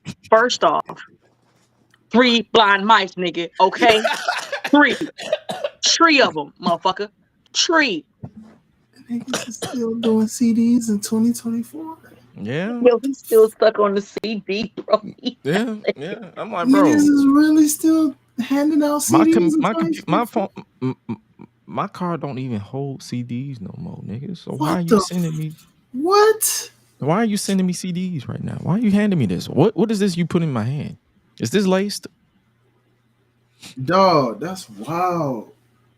Oh my goodness. Like, yeah. It was a lot of shit that it was a lot. Oh, we also got free Zoa from The Rock. Felt the mana. The mono. We felt the mono. You know what I'm saying? We left it at the hotel. Nah, Chris, do it the right way. Do it. The mono is strong. The mono is strong. Now you gotta point at it. There you go. Now point at it. There you go. There you go. You gotta. Oh Lord, man, dog. The Mono is strong, but yeah, WaleMania was one for the history books. Met so many dope people that and I lost my license. Wait, what? And I lost my homeboy's Lavier connector piece apparently, which was I got a replacement, so it's not like it's not the end of the world. It's probably no, I probably didn't lose. I probably left it at the bar and just I don't know. It's probably in a wheel call right now. I'm just not gonna go back to Philly. It's not like we would have been able to find it anyway, as dark as it freaking was in the place to begin with. Like, right. It was no hope for anybody that dropped or lost anything in that place. That's how dark it was, people. It was just like if you drop something, it's like finding it. It's gone. It's gone. It's gone. It's gone. What else? Oh, the next night was what, Friday? Yeah, it was Friday. So that was kind of like a freestyle day, you know what I'm saying? Because we were figuring out how we wanted to pick, go through that day. It was like we were debating Super Card of Honor, you know what I'm saying, and then for the Culture show, you know what I'm saying, and SmackDown wasn't even in the discussion. It's like we did y'all go to Stand and Deliver? Yeah, we did. That we went to. Yes, we went to that. But as far as that Friday, we were kind of just like freestyling it to see like what we were gonna do. By that point, WWE World was kind of sold out for Thursday and Friday, so we were just like, we'll do that on Sunday. So we did that Sunday. So it was like we were just like, all right, let's. I'm trying to think what we did that first part of that day. I think we were just like vibing. It was just chilling. We were looking for your ID. We had to retrace. We walked all up and down Philly, retracing this man's steps, and they trying to find that ID. They was like, it ain't. It wasn't turned in. So yeah, you probably got to wait till Friday. I said, yeah, that's not happening. Well, that ID is gone. I was like, bro, we'll be back in Georgia by that point. He'll have a whole new ID, bro. Yeah, literally. I already got one in the mail right now, and I already got a temp right now. So I'm like, anyway. Yeah. So I carry my passport. Oh no, I'm getting a passport too. I don't have a passport. Like that's a lot of things I have to. You don't? All this traveling I do, I have not come. I think I started the process and I just never finised it. Bro, it's so simple and easy. Like once you do it, I know. I'm just talking about, I started the process. I just never finished it. But I'm gonna knock that out as soon as I get my the physical copy. I'm like, hey, let's go knock this passport out. Mm-hmm. Especially when all these shows I'm getting booked internationally now, so I definitely have no choice. Say one more time for the niggas in the back. Come on. Yeah, I'm getting booked for. I'm literally about to be an international technical specialist, so I'm not really. Yeah, that's why I was telling. That's why me not helping myself up. That's why. Like, thank you, bro. Like, my nigga, like. That's why I was telling. Excuse me, sir. Excuse me, sir. Okay. No. Pause. It's your job to get that nigga hype. But then when you start coming with this, I just want to thank everybody for just being there for me. No, nigga, I gotta hype you up. That's a big fucking deal, man. Okay, you about to be GRESH Unleashed International, nigga. Like, say it with your motherfucking chest, nigga. Like, mono in your chest, nigga. Literally. Mono in your chest, nigga. Put it away. Nigga like me don't need my foot in one industry to survive in this world. Because I cook in multiple industries. Wow. I have my toe in everything. The only thing that will stop me from succeeding in any industry that I'm in will be me. He said he dipped the toe. Best in the world, homie. Literally best in the world, baby. You know what it is. My friend, I love him. He great. Look at him. Hey, y'all. This is Joshua Gresham, and he's great. And he is not related to Jonathan Gresham. No relation. He's awesome sauce. Yes. No relations. Yes. No relation. Even though I just took the ancestor, I'm like 22% Nigerian. It's somehow. You know what that means, right? You can get G with this shit.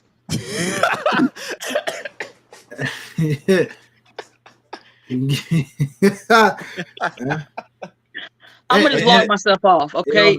I'm doing too much. I see. I just despite the fact this is Haitian, it also means the devil is not welcome here. Yeah. Like, what crashed me up when I told my little sister that, she was like, yeah, that's you this. I said, so you know what this means, right? I'm 100% indefinitely a nigga. That's all I can say. He put the nigga. That's all I can say. I was like, I'm a nigga. Come on now. I'm a nigga. But nah.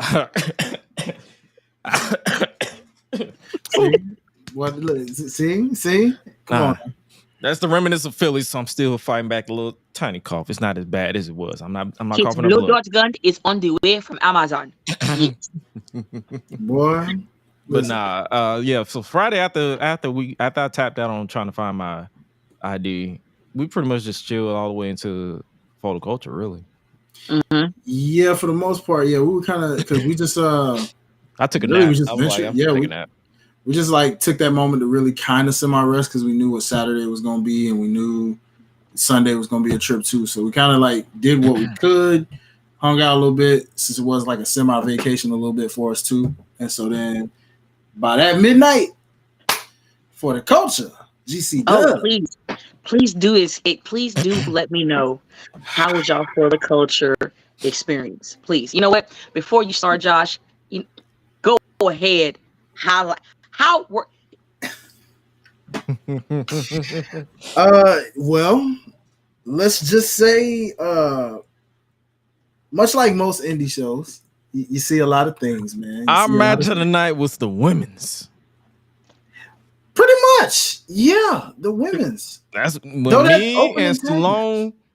me and Sloan saw women's, and we was like, yeah, this is for us. It's for us. Now, I will say though, that opening tag match with Top Dollar and them was kind of nice too. Oh, Top Dollar and Myron, yeah, because they was doing some stuff. They was doing some flips and just all kind. I was like, oh, y'all came to cut up. And AJ was like, yeah, I'm gonna do the dive again. I'm like, because people still shitting about that one mistake. So he was like, all right, I'm gonna do it. He's like, nah, forget that. But he did a dive off the top. So I was like, all right, man. But yo, top to bottom, I ain't gonna lie to you. The match wise, I was feeling it. Yeah, everything was solid from the match card, man. You know, we met up with all our content creators. Shout out to Ciendel. She was in the building. CC. Queen PR from Those Wrestling Girls and Krista B, they was in the building. That's right. Did y'all have any high fly moments? Did y'all have any high flying moments? Oh no, I was just high. Hey, you know, I was just in my own little world because I don't even do the stuff. But I was there. We were chilling. We were cool. You know what I'm saying?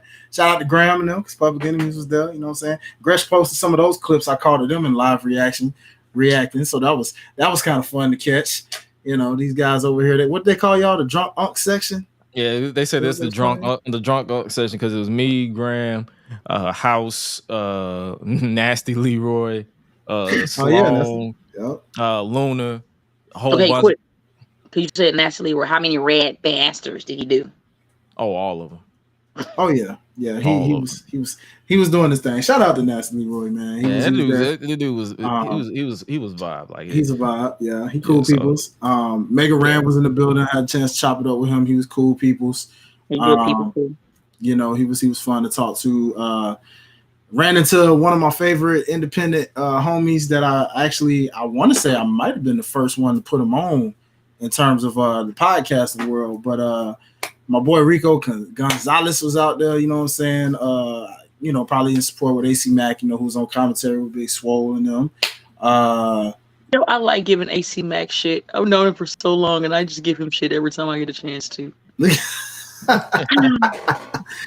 time y'all see AC Mac, think I'm bullshit. Next time you see AC Mac, be like, hey, Lala said turn around and watch his face. He'll be like, please tell me when he turn around, I just need y'all to tell him, ha, stupid. I got you, sis. Next time I see him, I'm gonna definitely say that for sure. I got you. Like we met so many people. Like we met Jay Malachi or Javon Evans in NXT. Mm-hmm. He was cool. We chopped it up with John or Jay Bougie. We chopped it up with so many. John, because I talked to everybody like they're normal people. So I'll be like, no, I get it, but the way you said his name, it gave me the Robin Hood vibes. John. And then talk to John Bougie. Bougie. Like the match he was involved in, I was just like, bro, this dude is hilarious. So someone needs to book him. someone needs to book him constantly. Oh, and shout out to him. Shout out to him and the fam. I believe his son has COVID. So shout out to him. So hope wishing y'all a speedy recovery. Sure, big bro. But shout out to the homie Alex Kane. You know what I'm saying? Boom my head. They did their thing. I actually enjoyed that one. I was like, when what's his name? When Suge was like, man, suplex assassin my ass. I was like, bro. Yeah, bro. They was going in, bro. That joint was hilarious. And then Darius Carter. You know what I'm saying? Darius. They were both, both Dariuses. Darius versus Dixon, Billy Dixon. Darius Lockhart was a special guest referee. Yeah. So that was dope as well. And back to the women's match, the Drunk Uncle's favorite match. All the women need to be signed. Navarro, Janai Kai, Jada Stone. Oh yeah. What Sloan called? Is it Mila? What is it? Maya? Was Maya World in the match? Maya World. Yes, Maya World. She was there. Yeah. Sloan kept calling Jada Stone, I think his little ice pop. Yo, he need help. Shout out to sis, man. She was cool peoples, man. I had to cop her shirt one time, man, just because it was just like those are some dope ass upcoming women who like really put their foot on professional wrestling's neck. You know what I'm saying? So like definitely shout out to all those women, like especially Jocelyn. Like with that drop kick she hit, I was like, oh shit. Yeah, bro. That thing. I feel like the entire card, that entire match, you caught us saying, oh shit. Most of it was because we were being hound dogs. But the other part was basically us like knowing how to turn it off. We was like, bro, this is some good shit. Yeah, they was putting on, man. Shout out to every last one of those ladies, boy. They stole the show for sure. Like, yeah, that was a vibe, man. And then but hold up. What's up? Before you even do that, actually, no. Finish your thought, and then I'm gonna close it with that. I'm about to say now, because it reminded me. Because every time someone did something, they would look at me. They were like, "What you got to say about that, Gresh? This is some good shit." This is some good shit. Like every time they would make like a taunt or a move or something that will require my immediate attention because they was trying to say stuff to try to break my concentration. I'm just like, I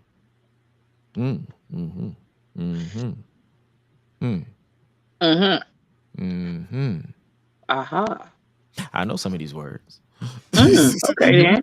Shout out to my guy's reaction I caught of him literally when the crowd's like, "This is awesome." And he's trying to literally be like, go against it. Like, yeah. I was about to be a troll. I was about to say no. I was like, yeah, it is. He's like, yeah, it's awesome. I ain't gonna lie. But if I had one gripe with this entire show, yeah, we both said it like, oh shit, that mother freaking host.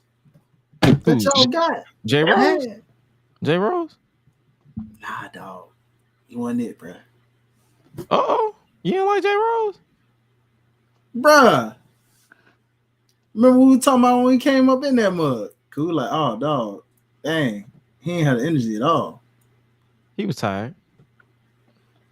He was tired. I don't know. I'm just talking. I don't know, dog. I don't know. I wasn't feeling the host too much, man. I ain't feel like he got that crowd up enough. I don't know. Also, keep in mind, most of the crowd was high as hell and tired, so they weren't moving. Regardless. Now that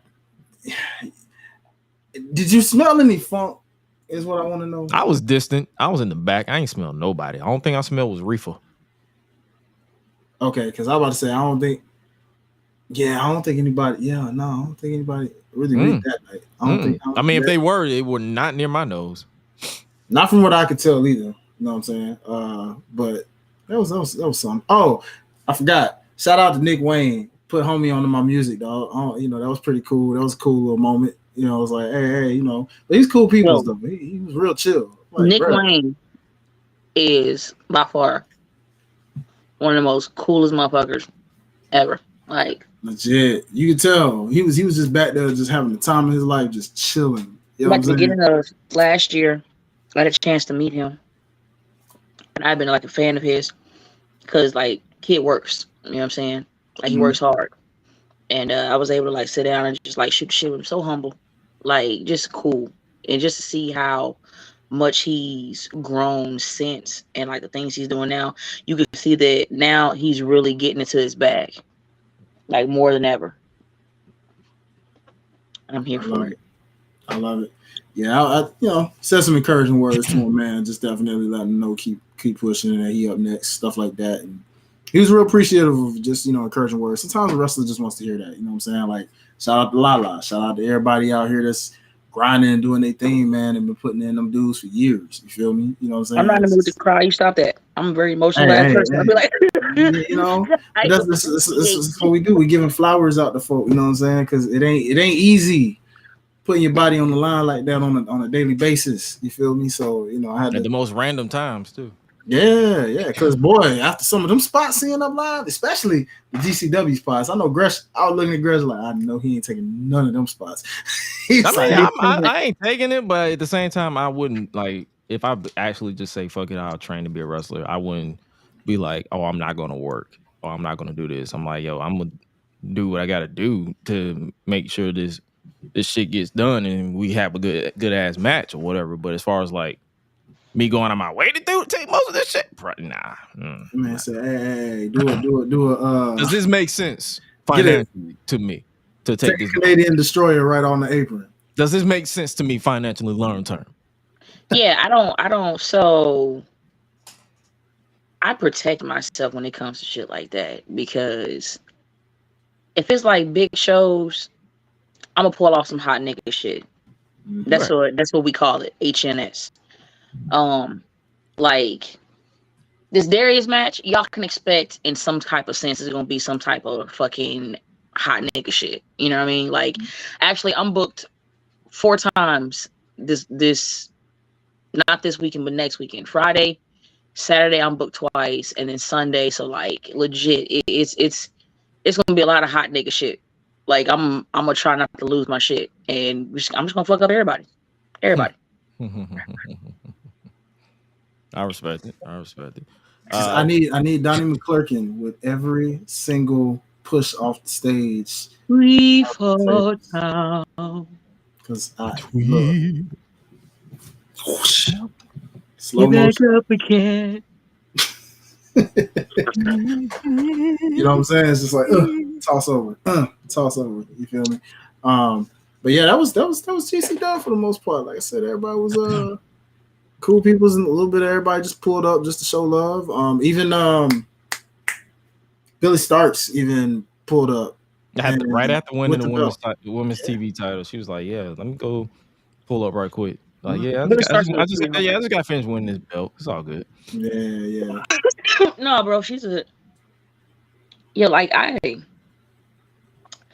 love Billy Starks, bro. Like I've had the pleasure of whooping her ass since she's been in this business. Tokyo-ish. That's what I'm from 14 until she was 18, bro. And I wanted to fuck people up for not telling me how young she was, because I was just like, bro, dude, I don't need nobody trying to say like, right. And then on top of it, I'm whooping her ass, and the photographer is her father. Make that make sense. Make it make sense. What? Picture me trying to hit him up and ask him for pictures. Like, I'm really hitting you up to ask you for some pictures. You took me whooping your daughter's ass. Hey, you know that nice Larry that I gave your daughter where I nearly took her head off her shoulders? Yeah, I like that one. Can you send that to me? Man. My email is ruthlesslala@gmail.com. 100%. Dog. You can send that over to Miss What That Larry Do at hotmail.com. Yo, I'm so sick of you, dog. Man.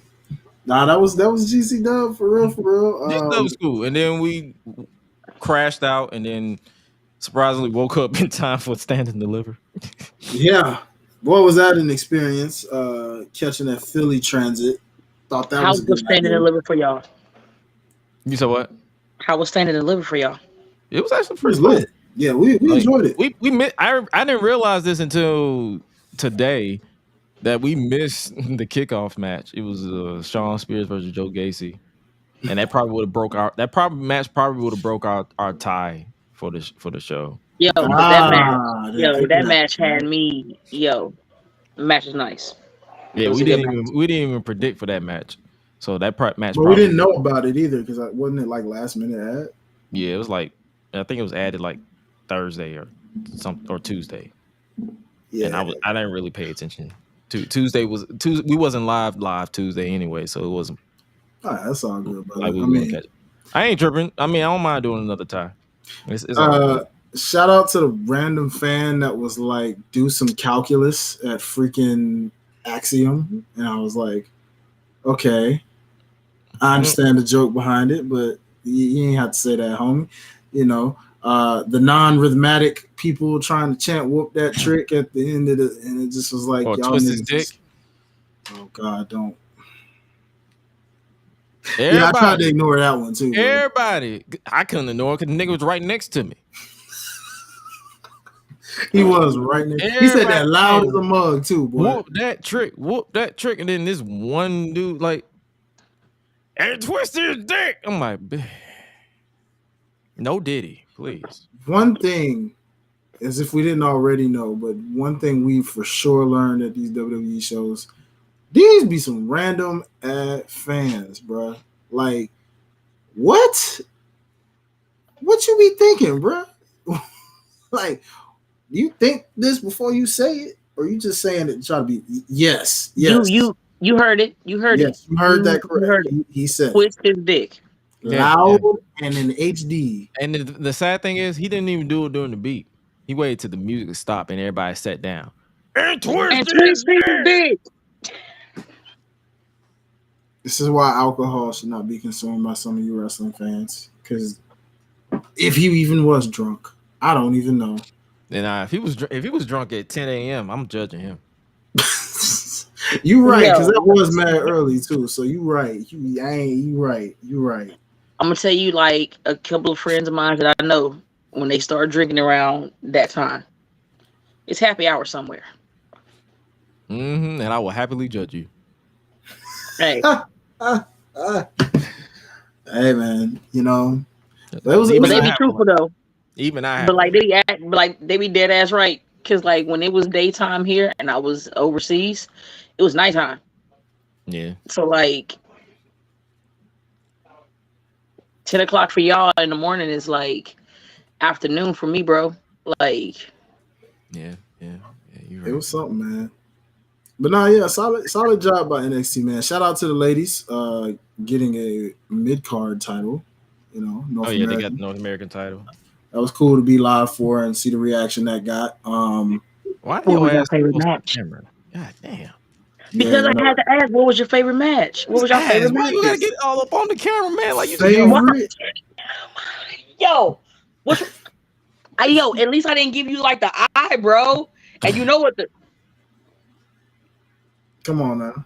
Take your big ass head back, man. Back up. Damn. Greg, I'm gonna let you go first on that one. You had a favorite match? My favorite match? Honestly, that tag match. The opening one. Bro, we was on the same link because I was about to say the same thing. I want to say it was a tag match. Like, don't get me wrong. I love Trick and Mello. Like, I love that match. I love that match more than I like the steel cage match they had on NXT. But that tag match, I don't know what it was. I'm like, bro, I think it's mainly because Braun is just fast for his own for his own good. Like, that motherfucker does not know how to slow down. Bro, we were like, God dang. Baron and Braun together was a very good mix. Yeah, it's crazy how that works. The name that Gresh refused to call them for the longest. I'm like, bro, this is stupid. Oh man, but it worked. No, that was a solid opener. And it's mainly because Sandal convinced me to call them the Wolf Dogs. I said, you know what, fuck it, you got it. Shout out to you, sis. I will say probably a close second might have been that triple threat though, because you know. Oh yeah, definitely that triple threat. That triple threat, I ain't gonna lie, that was pretty solid. That was solid, especially over when he picked both of them at the same time. Like, it just straight Death Valley Drive. Experiencing all these matches in person was pretty dope to see. Especially when it comes to hashtag Fire Death Rebel, and the fact that we all realize, like you said, yeah, they fit arenas more so than they don't fit TV. Like whatever you hear on TV, it doesn't, like in person does it more justice than it does on TV. Now some of them, don't get me wrong, some of them was terrible, but as far as like experiencing and trying to consume it, you have to consume it with speakers and a crowd. It's a trip, man. Yeah, no, that was it. You know, that was the positive part of that day because we were in a arena, a dome. Mm-hmm. Then we get to the second half of that same day, which ended up being WrestleMania. Night 1. 50 degrees, they say. Really? You think? Nah. It wasn't no 50. That was far from 50, bro. That was, my God. And I was bundled up. That's the sad thing about it. I was bundled up than the motherfucker, man. Yeah, he was more bundled than me, that's for sure. Shout out to my mama though, saying y'all look cold. It was like, yeah. I ain't gonna lie, it was chilly. Yeah, it was definitely chilly out there, boy. That thing was wow. You felt that with the sun out. And you just knew, like, if I'm feeling this with the sun out, as the sun continued to just go, I was like, yeah, this is going to get a lot worse before it gets better. Yeah, but yeah, the overall experience of WrestleMania was pretty dope to see, especially that wild card match, Sammy and Gunther, that I predicted Gunther to retain. And my man said, yeah, no, I'm gonna not retain. Ladies and gentlemen, if you had it on your bingo card like me for Sami Zayn, let me see your hands up, baby. Because that was definitely something I called from jump, though. Even before we did our official predictions, I was like, oh, Sammy's definitely winning that title. Shout out to you, sis. You and me right there. We knew. I was just like, it's time for that reign to end, man. And then it wasn't even just the reign, bro. It's everything Sami Zayn has been through to get to where he is now. You know what I'm saying? Agreed. Like, especially not even just that, but like, y'all, my niggas, we got a new fucking era where there's no Vince McMahon nowhere, my nigga. Mm-hmm. Not a now nutter place, bro. Not a now nutter, nigga. Now nutter. Yeah, I think I read somewhere where he just sold the rest of his stock. He ain't got no choice. I bet he did. He can't even watch the TV right now. That man probably disgraced what he's seeing right now, just being stripped away. When like I knew like my card for that was him to win, and as I was watching it, I was like, "Whoo!" And right when he hit the brain buster, that was a seal for me. I was like, yeah, he's winning. I said, because they don't let him hit that motherfucker every time. And I was like, and every time he hit it, he won. So I'm like, yeah, he won it. Mm-hmm. Yeah, you know, it was ironic that both title reigns end up coming to an end on the same weekend. And that hit me later. Yeah, the two longest, yeah. I was like, huh. Was that by coincidence or no? I was like, huh. Oh, no. The second title reign, they had no choice. They had no other choice. Of course. They had none. You're right. They had no choice. Granted, if Gunther would have had it like one more day, I wouldn't have complained because the end of 666 was like, ugh. But I mean, but it's funny because it's Gunther. You know what I'm saying? The ring. You see? I've been working on it. You see that? No. Well, you said it a lot better than Pat McAfee. That's for sure. The ring general. There it is. The ring general. That man couldn't say it for crap to save his life. Ladies and gentlemen. Oh, they finally split the tag titles. So truth. How does it make you feel, Josh? I'm glad, so that people can shut the hell up. And they finally changed them too. Like now is the world tag team titles for the Raw side. I wonder what are they gonna do? What, the WWE tag team titles? I think they're gonna change it up for them on SmackDown. So who was your picks? My picks was Awesome Truth across the board. even if they did keep them together. Okay. But it was Awesome Truth and damn, I actually got the picks right here. I had picked Awesome Truth and New Catch Republic, Dunn and Bate. He basically picked the same as I did, but he picked A-Town Down Under, the ones who won. So legit, my picks were Awesome Truth, and the other one was between New Catch Republic and A-Town Down. Yeah, so that's what I'm saying. Like that was my go-to. That's because we basically had three of us was here, nigga. Let's go. Yeah, so you know, it was like overall, if I had to honestly, looking back, if I had to pick which night was better as far as like overall excitement, I would say night 2 was better this year than night 1. Yeah. But which is hilarious because but night 1 has the edge because I was there. True, and I can agree with you on that.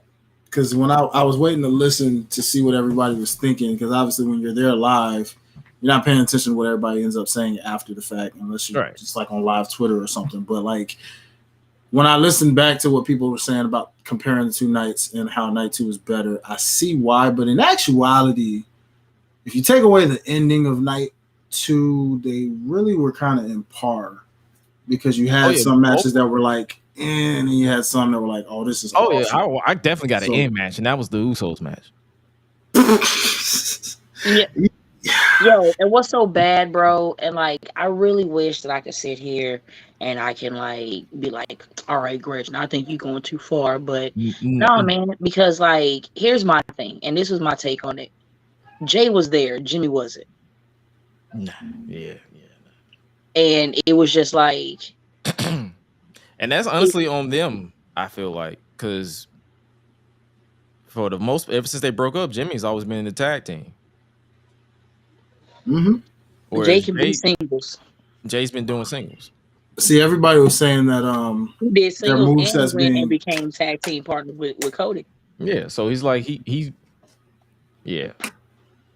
wasn't, this breakup, he wasn't really set up to succeed, in my opinion. Yeah, you got some people out there, like I heard some opinions on it. Some people, I mean, everybody pretty much crapped on this match, so it's safe to say everybody said this was the worst match out of all of them. But like, I think they're being a little too hard on it, because like, it's not their fault. It wasn't like, I wouldn't say it's the worst match I've ever seen in my life, because I've seen worse. Oh no, they're saying just for the weekend. This Mania, out of those 2 nights, that was the bottom of the barrel out of all the matches. Said the worst match out of WrestleMania night 1 and 2 was Jimmy. Don't get me wrong. Like everybody crapped on that specific match. Trust me, they're right. It was bad. I mean, but it was not as bad as everybody says it is. That I can agree too, because they're movesets. They're Gresh is saying that. Well, no, they're saying the worst match of WrestleMania night 1 and 2 was Jimmy and Jey Uso. Yo, you should see his face right now, yo. Like, I believe it. Yeah, it might be one of the worst matches. That's what I'm saying, but it's not as bad as everybody's saying it is. Nah, yeah, it's not that bad. But it's like, it's that bad. Yeah, it's just it didn't move me. Nothing happened. Yeah, because that's probably was the problem. Nothing happened. It's like they're twins with the same exact moveset. That's what. No, like, but I'm not even gonna say that, bro, because like I said, for me, like if you go back and watch it, Jay was where he needed to be. You feel me? Like he even started off hot. You feel me? Like nigga flew, boom, on him, yeet. But it was just like when it came to certain shit, it was just like it was like Jimmy just checked the fuck out. And it was like, how have y'all had an interview and talked about this so much to where like, you know, like y'all want to have this fight, and then when it came time to have the fight, it was just like, what happened? Why was why was it off? Like oh yeah, it definitely fell off. Like I was like, you said it yourself though. If you said it, if Jimmy's the one that quote unquote checked out, maybe he was a little frustrated deep down at the fact that the build was just the build was mid. The build was mid. Like everything about this build and all this stuff was an episode of Raw or SmackDown, not WrestleMania. Yeah. The only thing that really was like a high point was literally that video package. It was like probably the best thing about I it. am my brother's keeper. Yeah, like just to see their mirror images of like, you know what I'm saying, being back to back and just childhood images and all these things to show Jay's success, their success together as the Usos, and just yeah, man. There was a spot, Gresh, I don't know if you caught it because we were there live and we were so checked out, but apparently there was a spot where they both tried to super kick each other, but they stopped in mid motion. A lot of people pointed that out as the dopest part of that match. Yeah. Just because it was like, okay, they're twins and they think alike and they know each other so well. So of course they're gonna like stuff like that I caught and it was dope. It was just them turning the super kicks into punches that made me check out. You know, and the sad part was going into night 2 when it came to the interference spot and the spear. I'm like, yo, everybody was like, that was the best part. That's the best part of Jimmy and Jay the entire weekend, outside of Wayne rapping Jay to that lazy ass. Yo, man, Wayne got the easiest motherfucking paycheck you could ever get. No, it was terrible. Thank you. When I was there. See, when I was there live, I'm a young money millionaire. So when you're there live, you feel it. You're like, okay, this is dope. But when it was drier than sandpaper pussy. When you're there in the moment, it was dope. But when I got back and listened to it, I said, "Oh, this shit is ass." And then my sister got mad because we didn't take her. I was like, "Trust me, you did not want to go there. Not for that half-ass performance." Man, so he got the easiest paycheck. Bro, I'm telling you, that thing was dog. I was just like, dang, Wayne, that's messed up, bro. Like, being there live, it was like you were hyping the moment, but when you go back and watch it on like the footage, you're just like, oh my god, this was like him. It's on you. It's on you. It's on you. Oh my god, it's on you. It's all right, nigga. Oh, short ass trying to get hype with the crowd. I was just like, god damn. It's on you. It's on you. I'm like, bro, you didn't add nothing. You didn't even freestyle, because trust me, Jay, that entire song opens you up to freestyle. Mm-hmm. Real shit. And you just say, it's on you. It's on you. I'm like, all right, nigga, stop. Bruh, that thing was... Take us home. Take us home, brother. Take us home. It was crazy, bro. That's why I was just like, man. And also, it was cool to see The Rock wrestle for the first time in person. For me, this was time number 2 because I did catch him in the Attitude Era one time. Like, this was my very tracksuit Rock. I feel like this WrestleMania to me was full circle because the very first WrestleMania that I legally purchased was the one that everybody hates, the one in 2011. That was the very first one that I legally purchased. Oh, okay. It was in Atlanta. I was like, yo, can I go to Atlanta? My mom looked at the tickets and says, fuck no, you can buy the pay-per-view. So she was, so I watched it, and it was ironic because The Rock was was the one that sold me on ordering that pay-per-view. So now to see him in person for one of the manias that I actually went to, I was like, yo, this is pretty cool. No, facts. That was lit to see. The irony for me is that my first WrestleMania I actually watched. Now, of course, it was illegally because of the whole black box thing back then. But WrestleMania 15, ironically, the last time they were in Philly was the first one I actually watched as a kid. So, like, that was kind of a cool full circle moment to see. Oh snap! We're part of a WrestleMania in the city where it was last at, like, back to 15, you know what I'm saying, out of that 40-year mark. So that was pretty cool to experience. And like I said, last time I saw Rock live was when he was Tracksuit Rock in the Attitude Era, freaking beating up on Mankind with a chair. St. Valentine's Day Massacre back in Memphis at the Pyramid, which ain't even a venue no more. It's a whole Bass Pro Shop. So it's like, it's crazy that, you know what I'm saying, you know, to come now and see this version of Dwayne. It's weird. I can't call him Dwayne because that's my name. Anyway, it's just funny, you know what I'm saying, to be there, despite the reactions of Gresh with these long entrances and being like, long ass entrances. Like, god damn.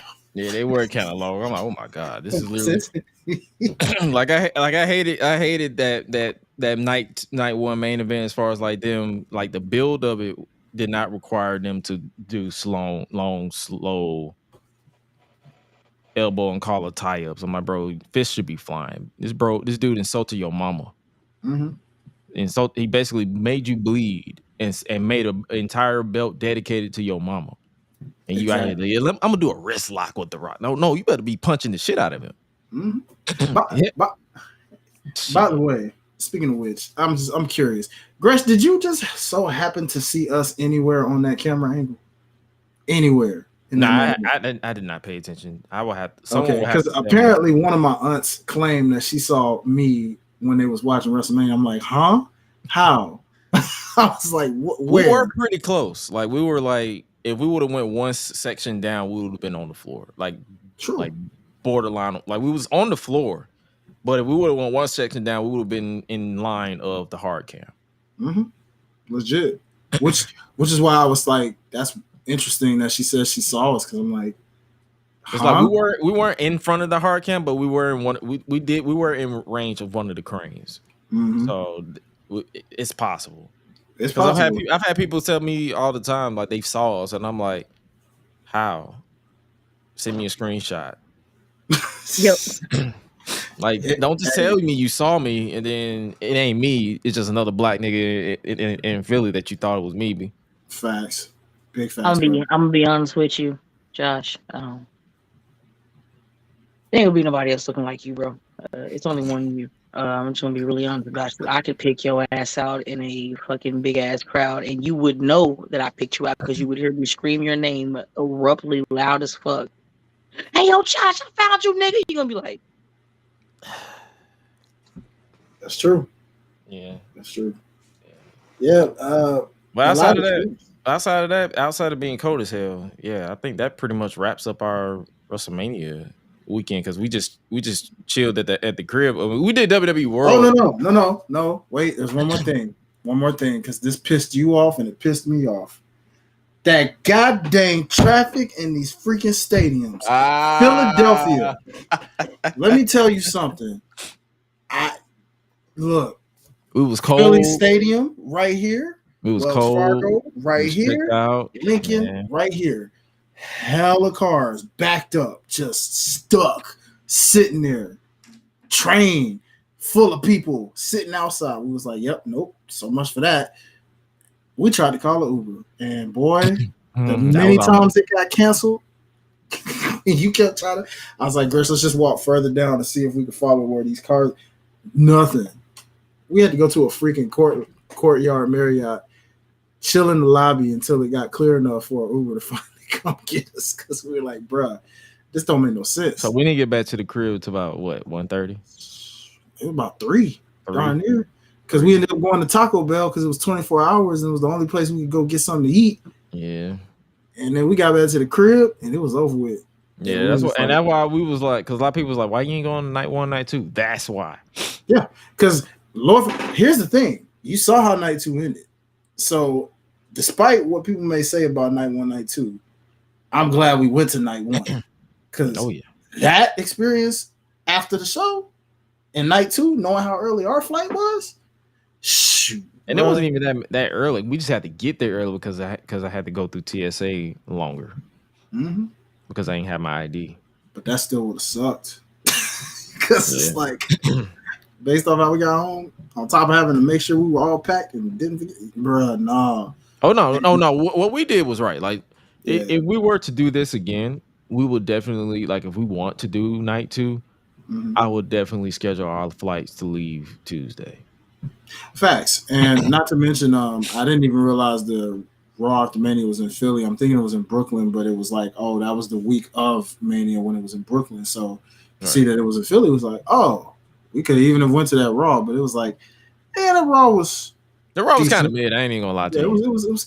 I laughed. It wasn't mid. It wasn't mid. I like the fact that it restored the feeling of Raw at the Mania with the crowd hijacking the show. Yes. The only thing I did not like was the Rock long. Oh my god. Promos. That's the one thing that I despise about this.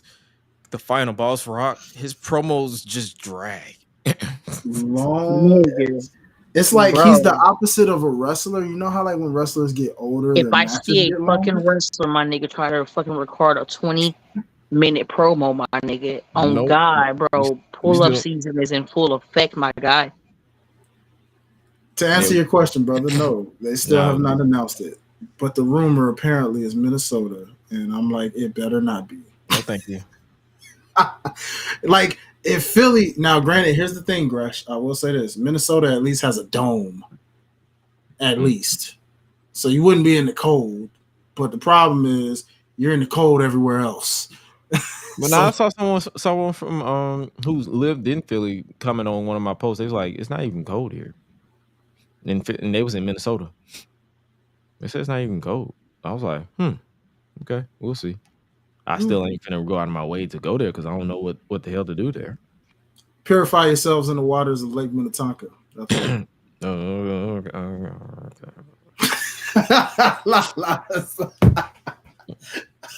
Hey man, R.I.P. to Prince, dog. You know what I'm saying? That's all I can really tell you. It's and the Mall of America, apparently. So outside of that, I just got sick. My sister got sick. Did I get? I don't don't think I think got you got sick, sick. You was but fine. allergies seem to, because I did hear y'all coming up with some stuff. This is the thing. We went from it wasn't more so that we were sick. It was like allergies on top of pretty much recovering from, because my body recovered from all that. Because one of the main reasons why I didn't go to WrestleMania night 2 either, because my body just reacted poorly to being out there in the cold. Yeah, Ash was the same way because she caught a cold from when I was chopping it up with her, and she said the same thing. She caught a cold because she didn't expect it to be that cold. Like I was prepared for the cold, but that cold, I'm like, my God, y'all should have told me. I would have brought snow coats. Yeah, I was mad I didn't bring like some of my gator masks or anything just for the moments of like that wind chill, because I was just like, God dang, I didn't even think. And I should know better because I got fam in Philly and I've been up there in these cold nights, but it's been a while. So and I got a gator too. That's what I'm saying. But like, it's just yeah. It's just I ain't thinking about my gloves. The hell you trying to say? You know she wants to. She waiting up. Did she freeze? Nah. Nope, there she go. Okay. She just muted herself. When he was talking about that, like he had the cold, it looked like he was doing the discount double check. But I just stayed over here and I just mind my business. You know what? But yeah, it was like outside of that, I'm good now as far as like I'm not contagious. Like at one point I thought it was COVID. I was like, did somebody fucking give me COVID?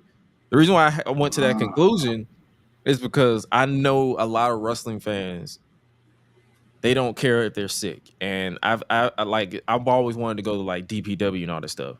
And it's a lot of instances where a lot of times the talent will be like, hey, I got COVID, so make sure y'all are tested. So I tested all this stuff. I'm good. No COVID. We're good. But it was just a freaking cold on top of allergies, on top of my body recovering. So that was literally all last week was just me recovering. So that's why I ain't getting no content. I was like, I ain't touching no content. I'm not touching no game. I'm just literally just going to sleep. I barely reacted to Raw. I didn't react to NXT on that Tuesday, and people was like, bro, where's Gresh? Like, what is happening? Bro, I am recovering. I am sick. Yeah. That's why I was more on Twitter than my boy Gresh, and I don't even be on there like that. It was like, where's Gresh? Like, he's not saying nothing about Jakara Jackson on my TV right now. I'm like, brother, I'm too sick to worry about the maidens. I'm sorry. I'm trying to recover. Hey. Shout out to her at WaleMania though. We didn't point that out. Trust me. One thing we didn't point out from WrestleMania week, TV does not do these women justice. These are gorgeous women. From WaleMania to GCW to NXT to WWE. You've seen them in person. I'm like, my God, y'all are gorgeous. Yeah. It was like wow. Y'all are. Thank you, Shawn Michaels, for your Explore page. Pretty much. But yeah, that like WrestleMania week was one for the history books. I'm definitely going to go back when it's not as cold. Or hopefully, and I'm gonna definitely eat a regular Philly cheesesteak, not from WWE World. Oh, and also WWE World, I'm gonna need y'all to get y'all time zones together because they had us pay for like 12 to 5, but they cut everything off at 3. So it left us literally with 2 hours of just nothing. I couldn't do my fan entrance. I was pissed. Oh yeah, like they had the long line, and they were like, it was only 3, and they're like, oh no, it's closed. I'm like, closed? Why? We got like 2 hours. It was like, bro, like that pissed me off. And from that, I mean, everything else was cool with WWE World from what we did, and the Superstore got rated like crazy because it was just like the first time we went just to check it out, plenty of stuff. All of a sudden, we went back. That stuff was rated, nothing but straight Philly jerseys and 360. Just if you want a Philadelphia fan like that. So basically, if you go to these superstores, you got to go literally before the event. So like, we should have got everything Friday. Yeah, so we learned that lesson. When you in those superstores, especially like now that we see that's a real superstore versus SummerSlam and Royal Rumble and Survivor Series superstores where it's just like a little room and you're like, all right, 9 times out of 10 you're gonna get what you're looking for. But that superstore, yeah, you better grab what you see because I should have got that Kane mask while I saw it. I was like, God dang it. That thing was gone. Right. It was none but Ultimate Warrior, and I was like, man, bump that. Ain't nobody want no doggone plastic Ultimate Warrior mask. I was like, bro, get out of here with that. Man. I guess we got like 10 minutes before we get up out of here. You want to talk about anything that went down this week before we preview Dynasty that goes down this Sunday? Speaking of Dynasty, yeah. How scale of 1 to 10? Where you at with this footage thing? Oh, you talking about that all-in footage? Yeah. That didn't make nobody look good, in my opinion. I'm sorry. Like, I don't care how you spin it. That didn't make nobody look good. It didn't make Punk look good. It didn't make AEW look good. It didn't make Jungle Boy or Jack Perry look good. It made Jack Perry look like a bitch. But he learned how to flip it because he's been cooking with New Japan. He's using this scapegoat thing, and he got something here. I'm ready to say my fault OG when it comes to Jack Perry. But as far as like them using that footage, nobody looks good. Mm-hmm. Yeah, nobody served the purpose with that footage. If it would have happened right when it happened 6 months ago, maybe. But the other guy who's in the footage don't even work for you no more, so you can't even benefit off of it at all. You can't even run a story with that. No, you can reference it, but you can. They tried to make a story out of it, boy. Talking about some FTR. Yeah, we were distracted. I was like, huh? Y'all weren't even involved. Okay. That's all, because I was like, oh, okay. You got it. When things like that happen, I have a song that I just start singing. Because when stuff don't make no sense, I just start singing. Just start singing. On the road again. No, can't wait to get not on even the road again. No, they start talking crazy, and I look at them and I'll be like, staring at the blank page before you open up a dirty window. Really sure inhibitions feel. Get out. Get out. Get her out. Oh, no, he didn't. No, he didn't. Hey, man, gave her the boot. Get out. Get out. You pulled a Will Smith and hits, boy. Get out. I was like, dang. The door. But I guess we could talk about Cody as WWE champion. The story's finally finished. Like, how do you see them cooking with him now as champion? I want to say I want to wait until I actually see his doggone challenger first, because all I'm seeing is promos since the time this man won it. I'm just like, okay, it's expected though. It's expected, so I'm being patient because I know that's kind of all he can do at the moment until he actually officially has a challenger. Who do you want to see him face at Backlash? LA Knight or AJ Styles? I kind of wouldn't. I honestly want him versus AJ.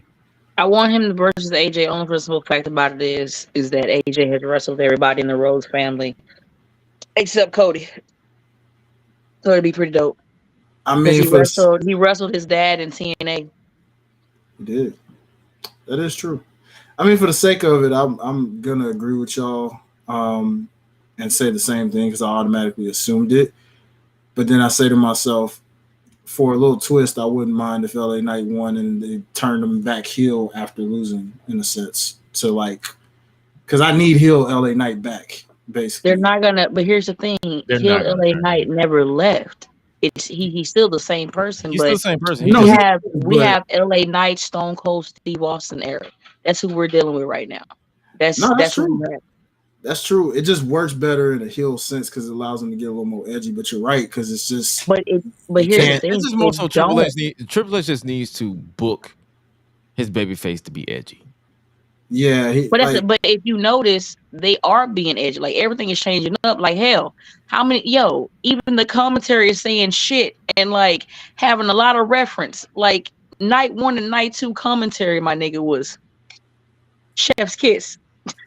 Especially when Snoop got on that mug, boy. I couldn't stop laughing. Grandma, they ain't with your table. Oh, they done broke your table. Oh, yeah, give me some of that green, Bobby. Give me some of that green, Bobby. Give me some of that green. He said, I'm going to go in the green room. You dig what I mean? He came, and I'll see you in about an hour and 15.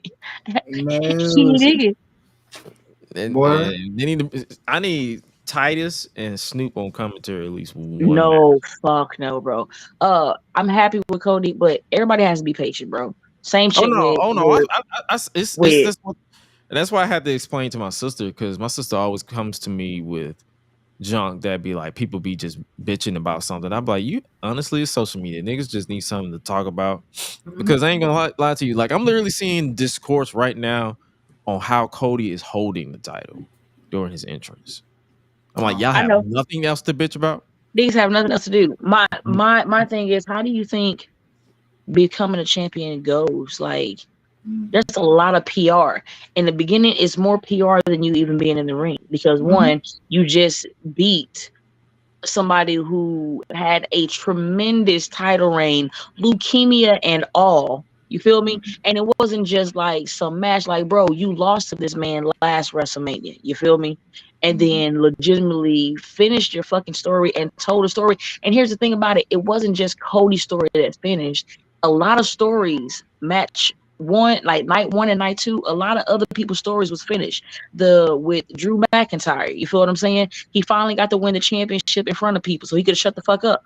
You get what I'm saying? Also, it told the story of, Damien got to close his fucking story. How?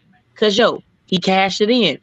How did he cash it in? How many times do we watch movies or we watch wrestling and we'll see it and we'll be like, I need just take the belt and go. Right. Take the belt and go.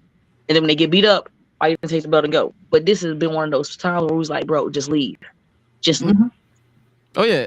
Drew would still be World Heavyweight Champion if he would just took the title and went back. He had to be a bitch. Did y'all see when he crawled to Punk? Can anybody explain why he crawled to Punk? He's such a thought.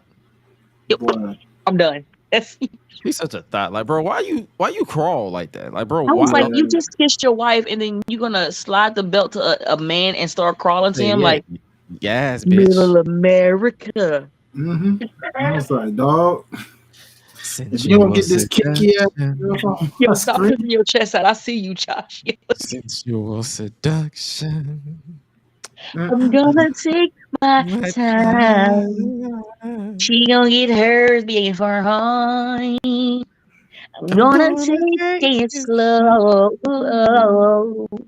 I'm not gonna rush the stroke. That's what he was doing. He was stroking that table. I'm gonna be sexual seduction. Please don't. Please don't ruin this song for me. Please don't ruin this song for me. I love that song too much to ruin that for me. Don't do that. Guys, bitch. 2 snaps and a motherfucking circle, bitch. Yes. This cute. Dwayne, don't look like that. Look at us. Come and play with us, Dwayne. Don't be like that. Hello. Hi. How are you? Yes. Yes, young king, shine. Boo-boo. Chat, how y'all feeling today? Y'all good? Yeah. Y'all good? Outside of that, Drew, you brought that on yourself. Oh yeah. All you had to do was just shut the fuck up and take the title. It was like Take the he title. tried to get on Twitter. He was like, yeah, everything was going good to Phil. I said, bro, all you had to do was go to the back. As I Oh said, no, don't worry. I was there with you because like usually I don't respond to people, and I try to stay but I was like, nah, fam. Like when I saw Bad Bunny be like, oh, you had a short work shift, I was like, how's that OT working for you? Bro, I gave him this analogy on Twitter when that moment happened. I said, this fool literally copied and pasted the recipe of the Atlanta Falcons in that 2016 Super Bowl, bro. My God. I was like, you had it. And you brought right that up. in your grasp. You had it in the palm of your hand and you fumbled in the second half because you got cocky. Like you said, run the ball, you win the game. Yo, walk out, you're still champion. Easy. It was. How did you think it was going to go?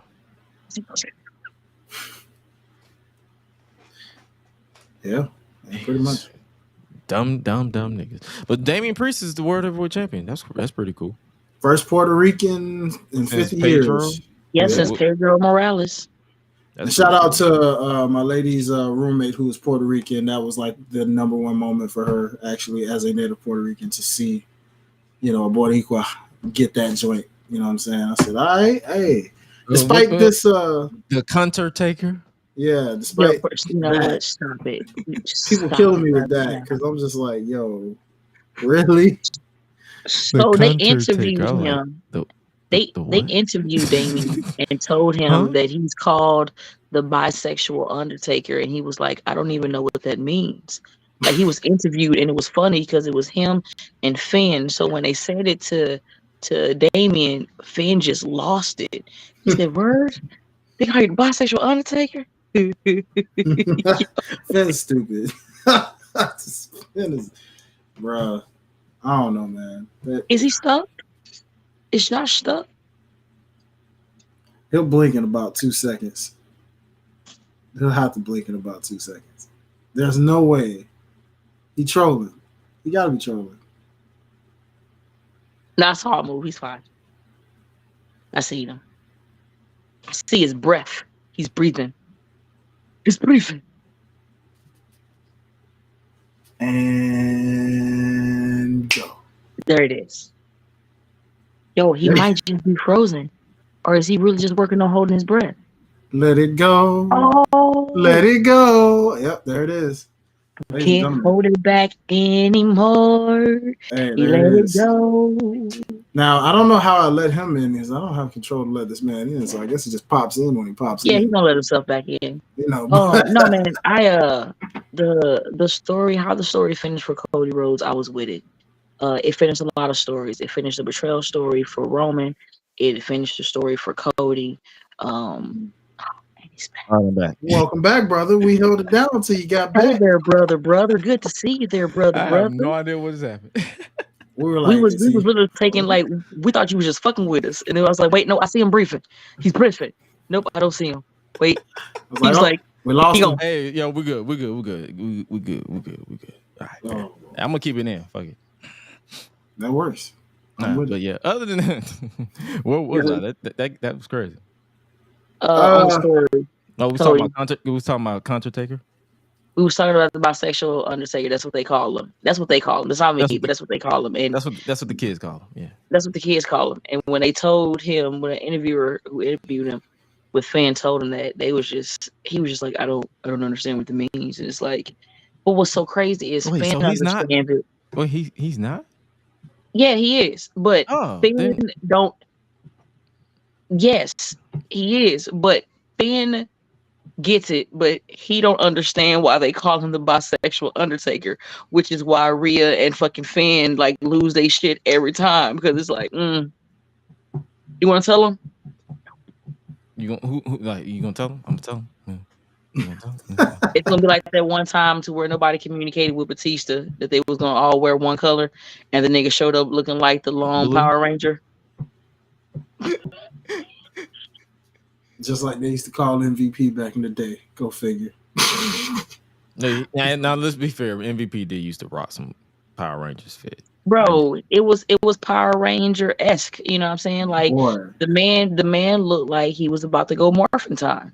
Was that by choice? And I can say that because like I know MVP, like he's cool people, but nigga looked like he was gonna go to morphin' time like a couple of times. Like was that ever by choice, or did like management make him look like that? No, I believe that was his choice because mind you, he came back at the Royal Rumble. Mm-hmm. And the only difference is he had the Wakanda one, but it was still the same length of all the other singlets that he wear. Hell, I still want to get a singlet to where I can just loop the front and just. Makes sense. Makes sense. Okay. Speaking of Judgment Day, I guess we might as well go ahead and switch over. Rhea Ripley is no longer Women's World Champion. Yeah, thanks to Dwayne, bastard. Why it gotta be me? I ain't do it. It was Liv's fault. They keep title that you get hurt. Hey man, technically it was on Liv, not me. You know what I'm saying? It wasn't even on Liv, bro. She had got hurt at WrestleMania. No, the thing is, it was a different arm. The one that at Mania was her left. Mm-hmm. I know, but she took that bump into the wall, and it was like, yeah, it was a wrap. It was a freak accident. Like it's nobody's fault. Do anybody know for sure what happened? No, that's what they reported. Yeah, they said the wall spot. It was the wall spot where she bumped into the wall. Because you could tell when you look back at it, she was literally clutching her arm. So it was the way she sold it. It was just a freak accident. Yeah, they only put it on Liv and kayfabe, obviously, for being the person that attacked her. But Brian is not gonna like this. Hey, Brian, he's gonna be mad as shit. Yeah. Remember when Liv threw Rhea into the wall after she hit her with the chair? Yeah. That's how Rhea got hurt. I said that. You was talking about WrestleMania at first. No, I said I feel like maybe she like pulled something during the show. No, it was when Liv threw her into the wall. That's what I was saying when she whipped her into the wall, she felt like that. That's what they were saying. Yeah. We wishing her a speedy recovery sucks. Like in a way, it's like I kind of see both sides of the argument because some people was like, well, how come the men can be injured and keep the title? We had that same conversation too, but then she gets hurt on her shoulder and you just vacate the title automatically. Whereas like you could have, because be honest with you, they could have just pivoted. Like let's just be real, she ain't got to defend the title at every pay-per-view. And she wasn't, to be fair, because for a while she was barely defending it. Let's keep it back too. Like this entire year run, she only had like what 5 defenses? Yeah, it was Zelina Vega. You can count them on your hand because it was Zelina Vega. She had Zelina Vega and Natalya twice. So here's the point with that. Any other time, I would be like, because like I said, I dissected it. It's her shoulder, something that she uses in the match. On top of that, she has to take bumps. You feel me? So you can't really do that. And then even with Seth, you know what I'm saying, and his knee, like he literally put enough duct tape to get him to Drew night 2, and then after that, his knee said, "Hey, buddy, we're done." Yeah, because they were saying They were saying you could obviously tell how hurt he was. Yo, his knee and his back was like, "Hey, guess what we get to do? We're going to bed. Rest, nigga." And that's why you can say, like, when people try to make the gender thing about it, it's like, trust me, WWE probably would have stripped him too if it wasn't for the fact that it was in the heat of WrestleMania. It's like he didn't want to miss out on WrestleMania, and I'm sure they didn't want him to miss out on it. So he just but they also monitored him. You feel me? And if he wouldn't have made the essentials that he needed to make, he wouldn't have. You know what I'm saying? It would have been a 6-pack challenge for the world title. That part. No but doubt. Like, even though his knee was how it was, he still showed his ass. You know what I'm saying? And he still showed up. He still did promos. He did still talked his shit. Did 2 matches. Any week like that. Yeah, we can definitely give flowers. That was my only. That's why I said I can see both sides. Like I can understand what it's like. We don't know how this. Like if say Rhea does heal properly within the reported 4 to 6 weeks. We don't like. If it's 4 to 6 weeks. She shouldn't have vacated the title. No, it's 4 to 6 weeks to her to get mobility. Just to get mobility. So it's like even if we don't know, they don't know how that's going to go. So it's like, say that she did get mobility, but then they say, hey, we still need to get surgery. That 4 to 6 weeks turned into 9 months. And she's and then gone she for the tries rest to of it. still wrestle while trying to figure out what's going to go on. It can make it worse and extend that. So they just that said, healing you know what, time. we're just gonna, the draft is coming up. We were automatically going to flip the rosters anyway. We could just put the title on someone else, and then when you come back, you can either win. They can either they're She putting the gonna title. dog walk the fuck out of bro. When she come back, nobody's safe. Nobody's safe. Nobody is safe at all, bro. And like you can tag her in for that. Like I love Rhea Ripley, and I've rocked with Rhea Ripley since the Mae Young Classic when she looked like legitimately Barbie, just like a fighting Barbie. And now to see her growth and her evolvement, it's been something amazing. Like my son used to call her haircut at first the 9 to 5. Like yo, like it's funny because like he calls Damian Priest Damian Yeast. And then he used to say that Rhea used to have the 9 to 5, you know, the serial killer haircut just to slick back. And now that he's like, yo, he's like, I would rock with Rhea more if fans wasn't being fucking weird ass hound dogs. He's like, seeing half the shit that they be saying about Rhea is just, he's like, it's distasteful. He was like, it makes me not want to like, you know, hit on Rhea because the way other people do it is just like, y'all ain't got nothing else to do. Yeah, some of them do be going a little bit going overboard, but that's just in general. But yeah, I mean, I get it. It's like wishing her a speedy recovery. Like I'm not gonna be out here obsessing over Liv. It shit happened. But shout out to Liv though. She been feeding into the troll. She's like, cry about it. Okay, like she's basically feeding into the trolls because let's be real, y'all are pressed. I get it, but at the same time, it's like she's feeding into it. There's so many ways they can go with the story because apparently next week they're going to be crowning a new world champion, Raw Women's World Champion. Like they just say, yeah, next week we're finna crown a new one. I don't know if it's gonna be a match, it's gonna be a mini tournament. Who knows? They got 3 hours of Raw. They put it on. Part of me wants Nia, but I would not be surprised if they just go full throttle with Liv. And just have her and just have her just rubbing it in everybody's face. I mean, that would if that's what Triple H is going for, that would literally set a lot of people on fire. You know what I'm saying? They will definitely be talking about it because you know.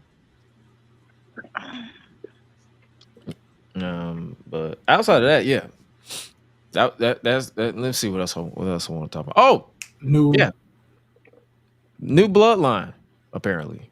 Oh, I thought you were going to say the new tag titles, but okay, that'll work. Yo, he was so sad. Look at the wings. No. I thought he was just going to bring up the design. And we already did. Remember, we already talked about it. You want to talk about it more? You want? I just thought we talked about it, but we didn't really talk about like the design of them. So what's y'all think? So what's your thoughts on the new Raw designs? I like it. Yeah, at first I was kind of like, I don't know, but then I was like, actually, yeah, no. When I got a better look at them, I was like, I actually like these. I mean, they're. Even on first glance, it was way better than the pennies. I'll tell you that much. The penny and the nickels. You know, we had those belts for 15 years. Yes, we 15? did. 15 years. The original design was. That's right, because that was way back in the freaking doggone primetime players had them belts. Yep. Millions of dollars. It was literally when the Hart Dynasty had it. When the Hart Dynasty. Remember when they merged the belts because it was undisputed. It was the unified tag team titles, and then they just merged them and introduced those belts and gave it to the Hart Dynasty. The very first people to hold that version of the belt were the Hart Dynasties, D.H. Smith and Tyson Kidd. Yeah, that is too long to have. That's got to be the longest. Is that the longest tag team title? The only reason why it stuck around that long is because of the brand split, and they just introduced the red version and the blue version, and they took away the copper and made it silver. But now the plus side of them saying going for the tag team gold is actually gold. So instead of tag team red, the tag team blue, the tag team of copper. I call them the fruit roll-ups because they was looking like a bunch of just stop, please. Juicy fruits. Don't do that. Fruit by the fruit. And I said this the last time I was on here, and then I'm gonna just shut the fuck up. I need everybody who talked a whole bunch of shit about Seth Rollins and his championship not meaning shit. I need all of y'all, in the words of Paul Heyman, y'all can suck my fucking dick. I said this when we talked about the press conference. I remember when I was here and Marty was here as well. And what did I tell you? Everybody was sitting there. I was like, oh my God, it was embarrassing for Seth. Seth shouldn't have been out there. Like, he should have already went in the back. And I said no, because at the end of the day, as much as people want to sit here and be like, oh, this belt was created just for Seth to shut up. No, it was created for other talents to actually finally get a chance to showcase himself instead of trying to always constantly go after the fucking Roman title. Why? Because there's a whole bunch of fucking talent that needs to do that shit. And that's why Seth was like, nah, bitch, you're going to acknowledge me, bro. Like, I don't give a fuck what y'all says. I'm going to stand the fuck here because I'm a fucking champion. Do you not hear that? Niggas is singing. Why are they singing? Oh my God, they fucking love me. And ran with it. And look how the story fucking finished. Beautiful. He told Cody Rhodes he was going to be a shield, my nigga. And I can be your hero, baby. Yeah, I can take away your pain. But yeah, I like the tag team titles. They do look like the world heavyweight title. I think that's why at first glance, because of that, at first glance, I think that's why I was a little disappointed, because it was like, how would you make them? How would you make them? It wasn't necessarily how it made. I just at first, because when I noticed that they were similar, just like the women's world heavyweight title, like when they revealed that, and I was like, oh, so it's basically the men's one in a women's form with a white strap. Cool. Then when these came, it's like, oh, okay, we're doing this again, but it's a difference in the fact because at least it's round, it's smaller. The font is red. Silver. Yeah, like it's a nice touch. That's what I said. When I got a really better look at it, it's like, okay, cool. Not bad for TV belts. Mm-hmm. Now, the real belts, I'm curious. I want to know the ones that they take home. How do they look after a while? Right. After my shout out to Maven, and my saying them after they mentioned that, like, two belts. I was like, oh, two belts. Hopefully, nobody has sex with this belt. You know what? Because I feel like everybody has had sex. Bro, it's a tradition. To really be honest, like, you know what? It's a tradition fucking with the belt on. Yo, it really is. I can, as many times as I've been a champion, like, I don't fucking care. Yeah, I'll say it, because like, I clean the belt after. Like, I don't I don't pull Sammy Guevara's and Logan Paul's. Like, I clean the belt after for yeah, it's like a thing, like, I would like to get. I'm not gonna say that. I'm gonna wait till we get off of here. Then I'll tell y'all what I was gonna say, because it's, you know what? Nah, fuck it. It's Unleashed. I would like to get back shots while I have my belt on. You know what I'm saying? Like, why not? Oh, the reaction on that man's face.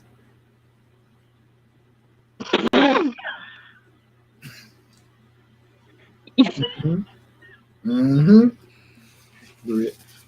You just gave him another WaleMania reaction. Congrats, Lala. Another. Mm-hmm. Wait for it. He's playing it. He's playing something. Yep. He's queuing something up just for you. I can feel it. He is queuing something up that's going to play in a few seconds. Here's the look. Here it comes. And I'm sorry. Nigga, what did you know what? He's deciding which one is more appropriate. Nigga, did you know that I can see you? Nigga, you right there. See? I know it. I knew. Yeah, man. Well, that does it for that discussion on the World Heavyweight Championship. So you want to move on now? You want to move on now? All right, bet. So let's talk the bloodline. The bloodline. We got Jimmy got destroyed again. Again. Mm-hmm. Poor guy. No.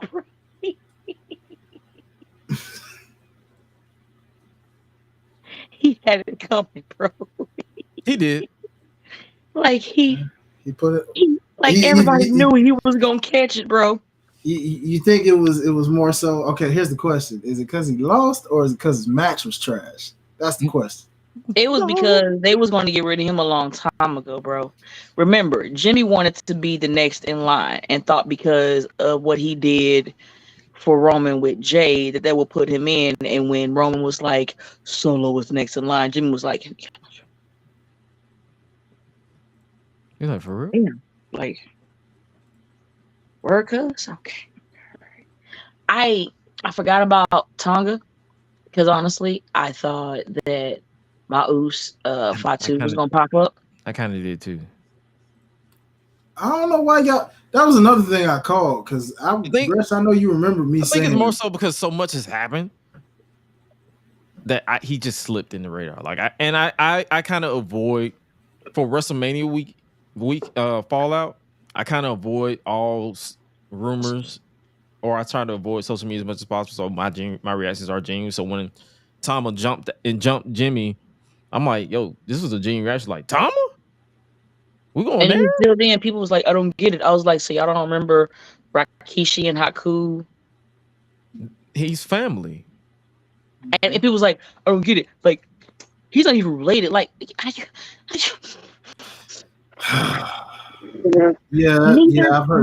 Neither is fucking Paul Heyman or fucking Sami Zayn, my nigga. If we want to be technical, you want to be technical. Not even the fucking Rock and Roman Reigns are fucking related, bro. The Rock's side of the family is adopted. They're adopted relatives. Yep. This nigga Cody's been fighting his life for play cousins. Jimmy Snuka, Tamina Snuka, you know they're all blood. They take the blood oaths very serious.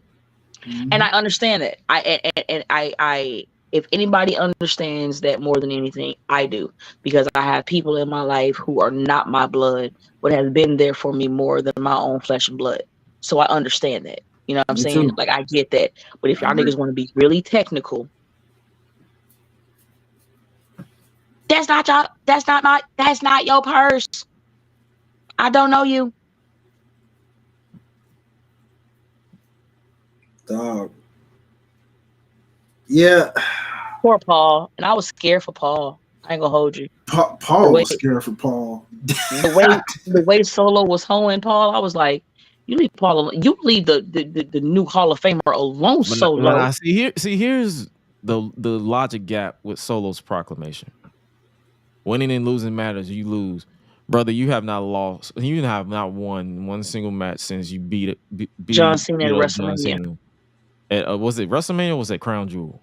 It was one of them Saudi shows. It was one of those Saudi shows. Remember when he just kept Samoan spiking John Cena? I thought that was last year WrestleMania. No, it was Crown Jewel. It was Crown Jewel. It was like one of the Saudi shows. Was it? Yeah, because it was. Remember when John Cena basically said, "Even with half a throw, I still cooked you," because he had sold a Samoan spike and he cut a promo on Solo on that SmackDown with a bad. I just thought it was Crown. Because remember that whole week, that whole end of the year where John came back full time briefly.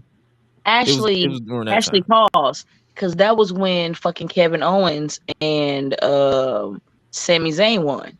Yeah, against the Bloodline. Yeah, against the Usos. So yeah, John got recently destroyed. That's why he tied into the fall of Roman at Mania, because Solo took him out and he came back. Oh yeah, no, he dog walked Cena. Like whatever show that was that he dog walked Cena. And then after that, he never lost. After that, he never won. Wait, did he win? Wait.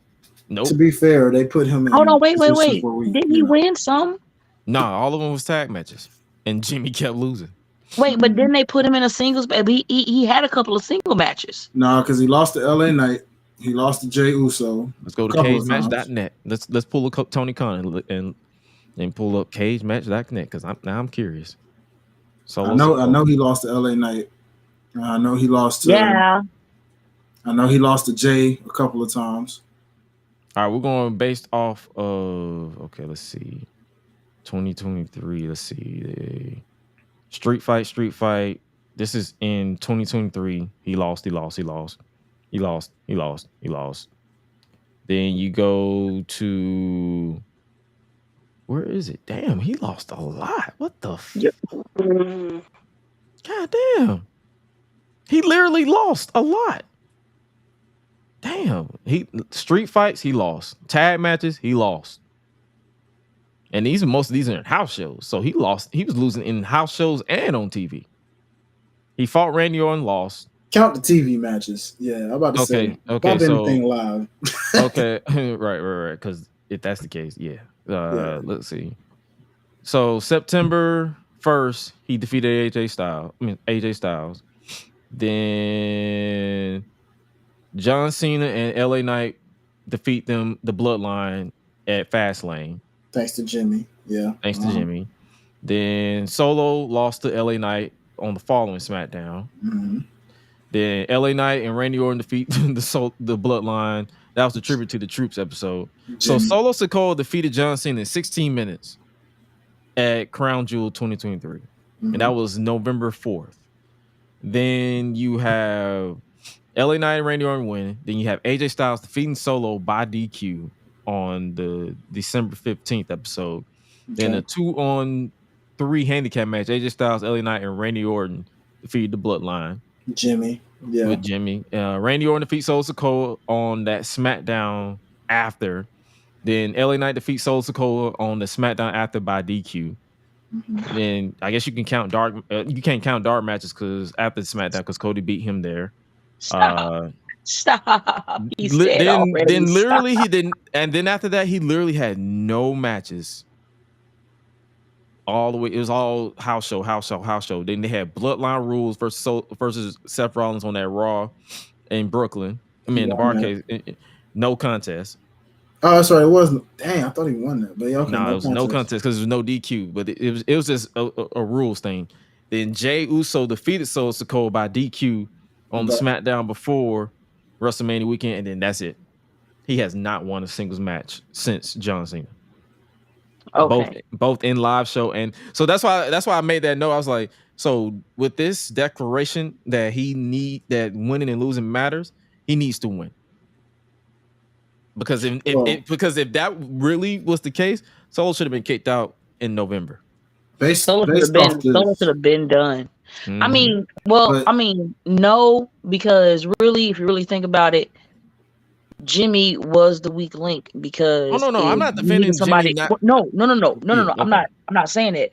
I'm saying like other fans, it would be like, yo, I'm gonna keep Solo because Solo is like the big muscle bound dickhead in high school who's the muscle but brains is not his best forte. But he can like fuck up some people, and that's what you needed. You have the reincarnated Samoan bulldozer. You know what I'm saying? Which it's a beautiful thing. But then you have Jimmy, Jimmy's there for the laughs. Jimmy is there to get up. All right, you know what I'm saying? So it I get it, but it made sense because it's like, yo, now we get rid of Jimmy. Now we're getting the Usos back together. And I do truthfully believe it's going to be Roman and the Usos against Solo and Tom and fucking Jacob. Fatu. Now I ain't gonna hold you. I would like for Fatu and Zilla to just hop in and now it's them four. But then the question is, who would be the fourth member to help Roman them?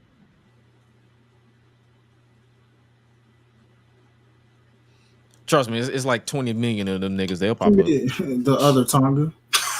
Yo, you know what? You got a whole brother out there that they forgot about. There's a whole bunch of them Samoans. It's like whichever one, they all badasses and they all fit. So it's like whichever one you want to pick, yeah. But I'm intrigued. Like they finally reeled me back in because I'm not gonna lie to you. If Lance and Hawaii, that's who they'd go with. Yeah, Lance and Hawaii could be.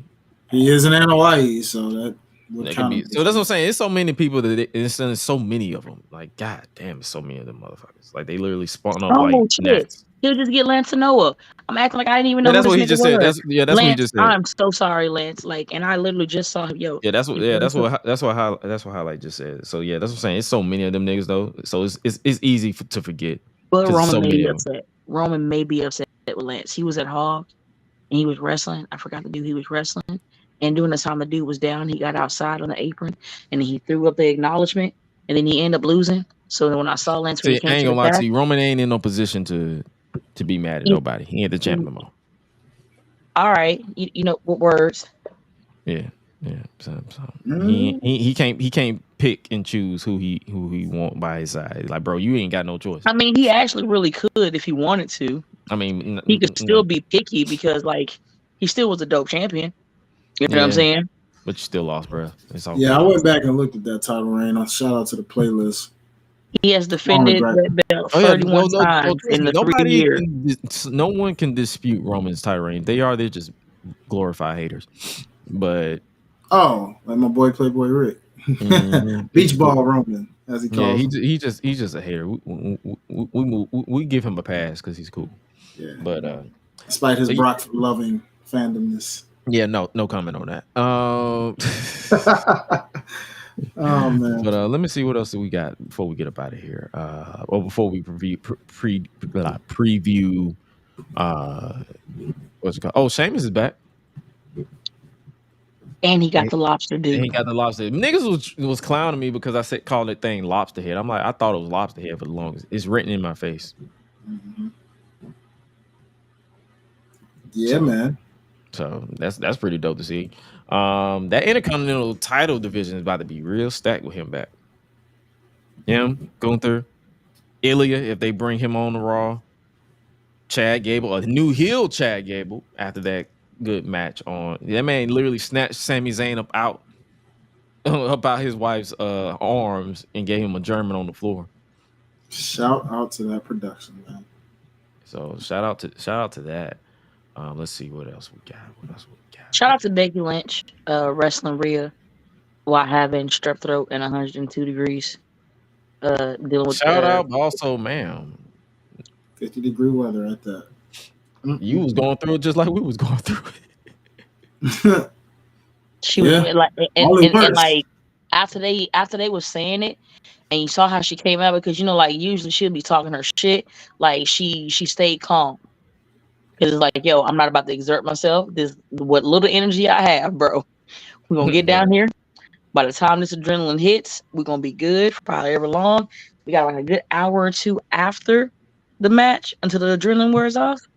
I have enough time to be in bed, Vicks, everything.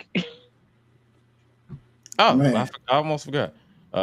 We got Jade Cargill. What's our collective thoughts on her first couple of matches on since Mania? May I start first so I can go ahead and get it out of the way? Go ahead. I really wish people would shut the fuck up and just watch her cook. Cause goddamn, like I've seen a couple of people be like, "Oh well, she's just still doing the same thing she was doing at AEW. I don't even see anything different." So like, you mean to tell me she's at the Performance Center and like she don't even have anything else new? Like, what? Oh my god, like is this the way y'all cheer for her? First off, my guy, shut the fuck up. I'm gonna say why shut the fuck up. One, she's actually at the point now to where she's learning to perfect her craft that she learned during AEW. That's one. Mm-hmm. Two, Jade got some shit in the bag. Y'all can quote me on it. Jade got some shit in the bag. Y'all forget she's been working at the Performance Center and been working with Natty. So after she perfect the shit that she used to rock, her basics, in a sense. When she perfect her basics, bro, and then she starts unleashing all this other shit, y'all gonna be like, oh shit, because she's getting warmed up. That's what she's doing. And my thing is, why would they break something that wasn't broke? Why would they change My it? only gripe with Jade is she is too wound up tight. What do you mean by that? Bet. During their entrances, if you notice, she was kind of stiff. Like Naomi dancing, Bianca dancing, they just went and just like Jade is just walking, making sure, like, hey, make sure. And I'm just like have a little bit of fun. You feel me? Like loosen up a little bit. You know what I'm saying? Like she looks so tense. And that's the only thing for me with Jade is that she looks massively tense, bro. and I just want her to be more loose, if that makes sense. No, it makes sense. Like I've noticed that you could tell she's trying to. They're trying to. I don't, and it could be their call. They could be just saying just be serious, be focused. But at the same time, you could tell her it could be nerves too. She could just be nervous. Like it's so many variables. Like it's so many that they can go with that. But I'm intrigued. Like her, if they I'm loving what they're doing with her. If they put the tag titles on her and Bianca, yeah, them belts ain't never going off. That's gonna be a Bruno run with them titles. Also, shout out to Jade for the LL Cool J sharpening my sword. She's hilarious. It's the funniest shit ever. I'm sorry, Josh. I'm done. Yeah, no, you're good. Sloan says she needs to smoke some reefer to relax. Yeah, man. What's happening, homie? Yeah, nah. I agree with y'all, really. Shoot, she just keep doing you, Jay, really. And if they win them belts, that's Kane and Undertaker in the female version. Good luck stopping that. That's the Sisters of Destruction. Mm-hmm. The two woman power trip. Oh, and also, while y'all talking shit about that shit, like, did y'all know that when Naomi when it was in that 6-woman tag, that like Naomi made history by being like the woman to win, to have the most wins at WrestleMania? No, yeah, I peeped the image of that. Yeah, all her WrestleMania wins. That's pretty dope, and it's going under the radar, low key. But that's cool that she's won that much. You know what I'm saying? And hopefully they acknowledge that, man. For real. If not, I'm gonna make a tweet tomorrow. Tell them congratulations, because that's a big deal. It is. All right, so before we get up out of here, we got like two more notes. We're gonna preview AEW briefly, and then we'll make this notes before, because Dynamite is dropping tomorrow. It's like the go home before AEW Dynasty. We'll hear from Samoa Joe, World's Heavyweight Champion. That'll be dope. We'll also hear from Swerve Strickland, the number one contender for the World Heavyweight Championship. That's also dope as well. So that'll be shout out to Swerve when I try. Yeah. Swerve.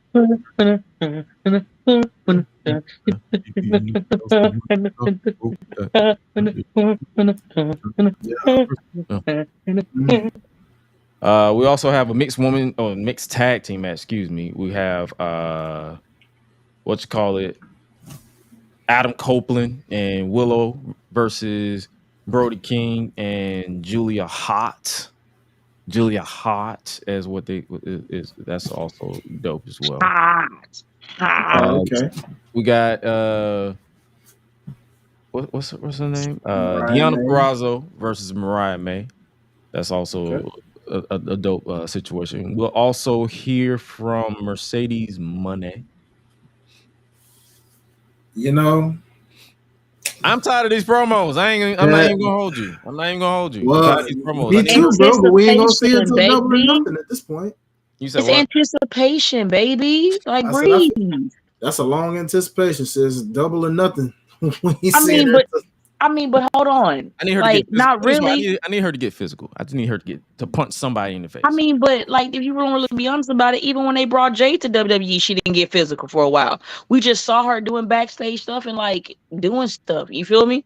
So like, it's a hey, just wait. She got beat the fuck up, bro. Okay, it's progress. She got beat up. Okay. We didn't see who did it, but she got beat up. Okay, she going somewhere. She got beat up and was Monet her way all the way through that darkness too. Yo, you know what? But you want to look at me crazy, but it's okay when you say that shit. That's crazy, Josh. That's fucking crazy, my guy. Hey man, I'm talking about. I cannot. You see the comments. I hate that. I'm like, I'm gonna need her to not make that noise ever again. Yes, because it's giving the wrong signals. And like when I saw it, I was like. Bro, that thing giving the wrong signals, because I was sitting there like, man, look. What's happening? Respectfully, please don't do that. 1-800 Monet. Oh, and they're still doing something with Hook and Chris Jericho. And they're involving Taz in this. Oh, he's got to be uncomfortable. Oh, great. You can look at the picture and look and tell that it's a promo picture. He looks uncomfortable. Yeah, I think that's just his resting Taz face. Yeah.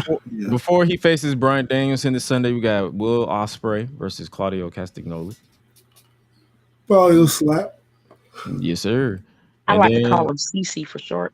right. We got the Elite versus Pac and Daniel Garcia and Penta El Zio Miedo. So in a trios match. So that's what I'm saying. Dynamite on paper, it looks pretty solid for what it was.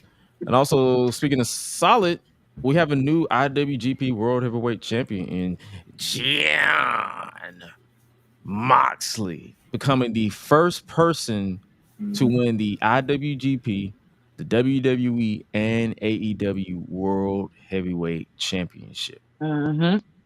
Long-term storybooking. Good shit, Mops. This is some good shit. This is some good shit. It won't draw me. I'm not gonna lie to you. It's not gonna draw me to watch New Japan regularly because facts.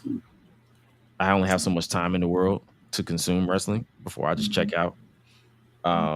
But it's pretty dope. It's a pretty dope stat to see Mox become the IWGP World Heavyweight Champion. So makes me wonder if he were to ever, dare I say, end up in TNA for some random reason and he won that title.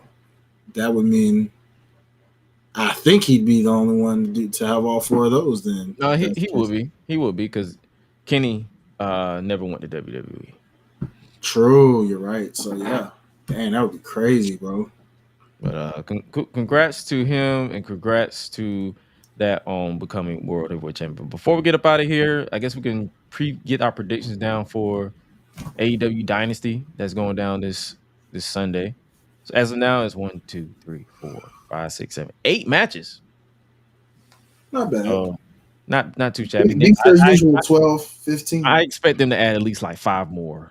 Nah, that's an indie. That's an indie show right there, baby. Good old 8, baby. I 8 matches.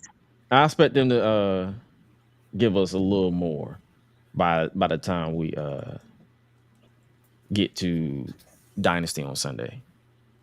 I guess for the first match we got for the International Championship, it will be Roderick Strong versus Kyle O'Reilly. Go ahead and give me Roddy to retain. Kyle. Yeah, don't you remember something me? That one, it was just the idea of the match in general. I'm like, when the heck did this happen? They've been building to it. I can say they've been building to it. Like Kyle wants to do his own thing. I guess this includes that. So, yeah. Okay. Yeah, for sure, Roddy. Roddy, okay. I'm against all of y'all niggas.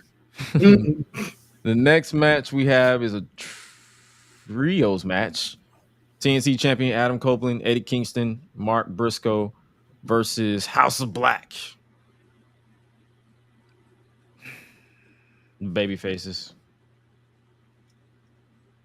I'm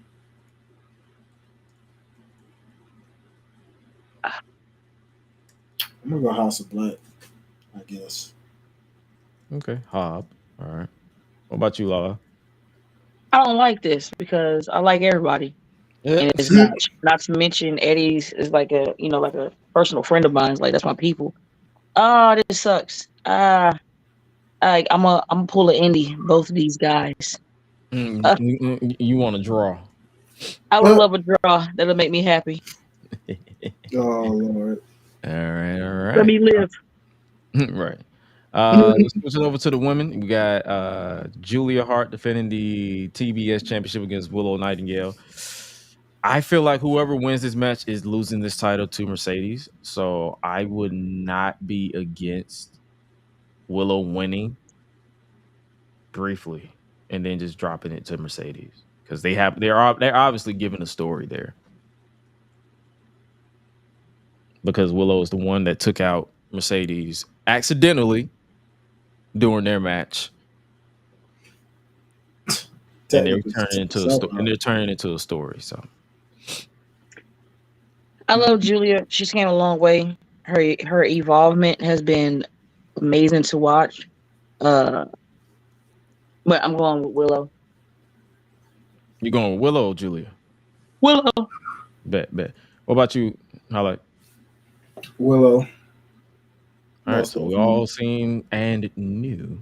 Bet. Switching it back to the brothers, we have for the AEW World Tag Team Championships, the Young Bucks versus FTR. I see the Young Bucks. It'll be a dope match, but yeah, Young Bucks. I hope FTR. So you got FTR? Yep. What about you, Highlight? Shoot, man. Swear to God, if the Young Bucks win this, it would just be so pointless because it'd be like, maybe you could have just won it against Sting and Darby to begin with. But I'm just gonna go ahead and say the Young Bucks. Oh yeah, that would, and if Sting had his way, they would have won. But they was like, yeah, we're just gonna have him go out on top, which I'm cool with. I'm not finna bitch about it. We have next up for the AEW Continental Championship, Kazuchika Okada versus Pac, where everyone is banned from ringside. Basically, Continental rules, to my knowledge. I see Okada winning. I don't see them dropping the title anytime soon. Yeah, that's. I love Pac, and I was able to actually meet him during my tryout. He is so nice. But no, I'm gonna go with Okada. They gonna keep it on him. They just put it on him and paid a whole bunch for that fucking pyro. They're not gonna put it on Pac. What about you, Alex? Okada. Bad. So 1, 2, 3, 4. So that's 1, 2, 3, 4. That's 5 matches. But next up, we have for the Women's World Championship, Timeless Toni Storm versus Thunder Rosa. Give me Tony. Tony. I'm actually going Thunder Rosa. Just because? Yeah, I mean, it wouldn't surprise me, actually. I don't know why. Thunder Rosa seemed like she never lost it, so technically speaking, when someone usually never loses something, they usually win. True. The last match that I'm looking forward to, or the next match that I'm looking forward to, is Will Ospreay versus Bryan Danielson. I see them putting the win on Ospreay. The only way I would see him losing is if they set up multiple matches, because this is Bryan's supposed last match as a full-time wrestler. So I mean last year as a full-time wrestler. So I wouldn't be surprised if they set up a trilogy or at least another match. But if they don't, I just see Ospreay winning this one. I'll always be a huge fan of Bryan Danielson, because I was able to meet Bryan Danielson when he was American Dragon back in the day. And I've always been like, that's the dude. I'm gonna go for Bryan Danielson because he's a guy, bro. Like, he's the GOAT. I love Ospreay, but Danielson's the GOAT, bro. What about you? I like. As tough as this may be, give me Ospreay, because, like you said, when you're in your last year, you're kind of putting talents over. He's just more so wanting to wrestle a lot of them. So Ospreay.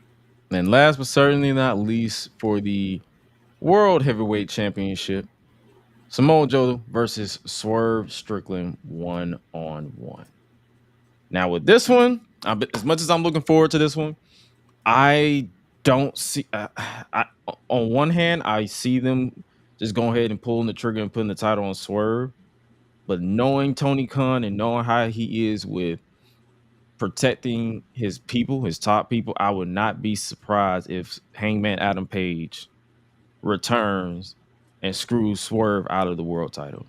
So I'm going to go ahead and just put my chips in and Joe retaining.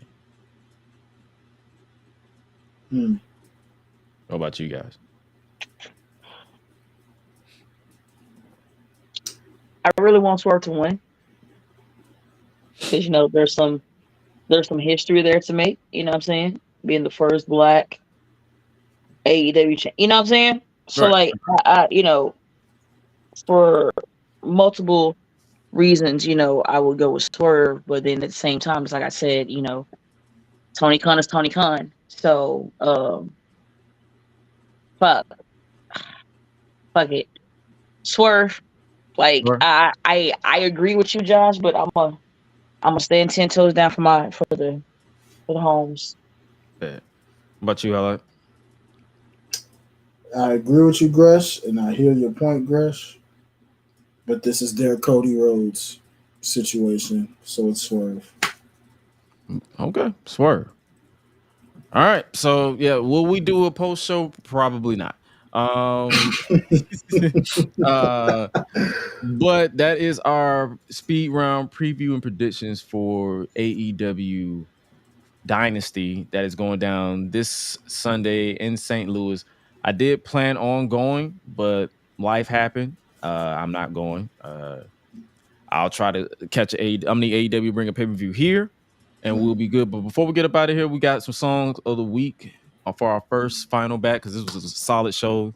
This is basically an episode of Raw, but we got to close out with people so they can know our songs of the week before we get up out of here.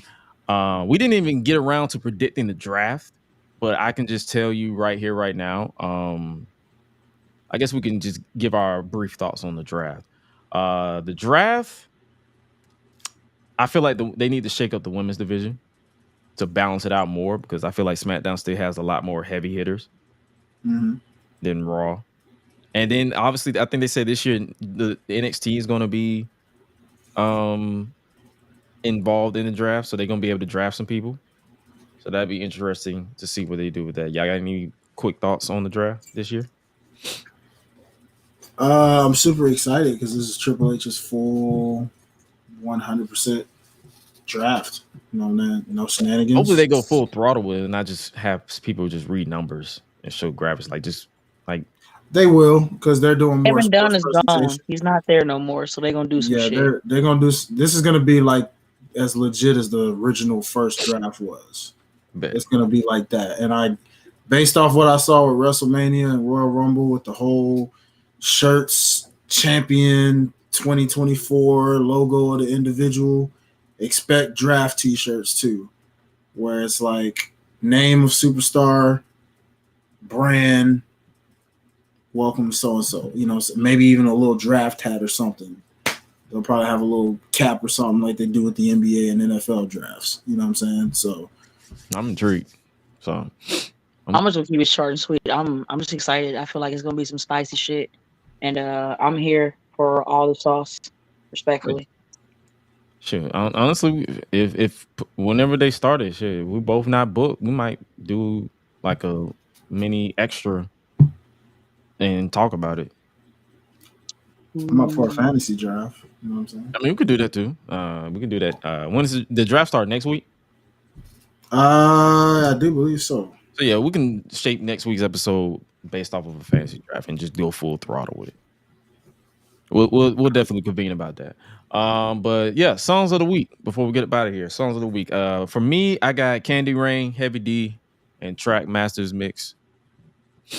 Okay. So that's my song of the week for this week.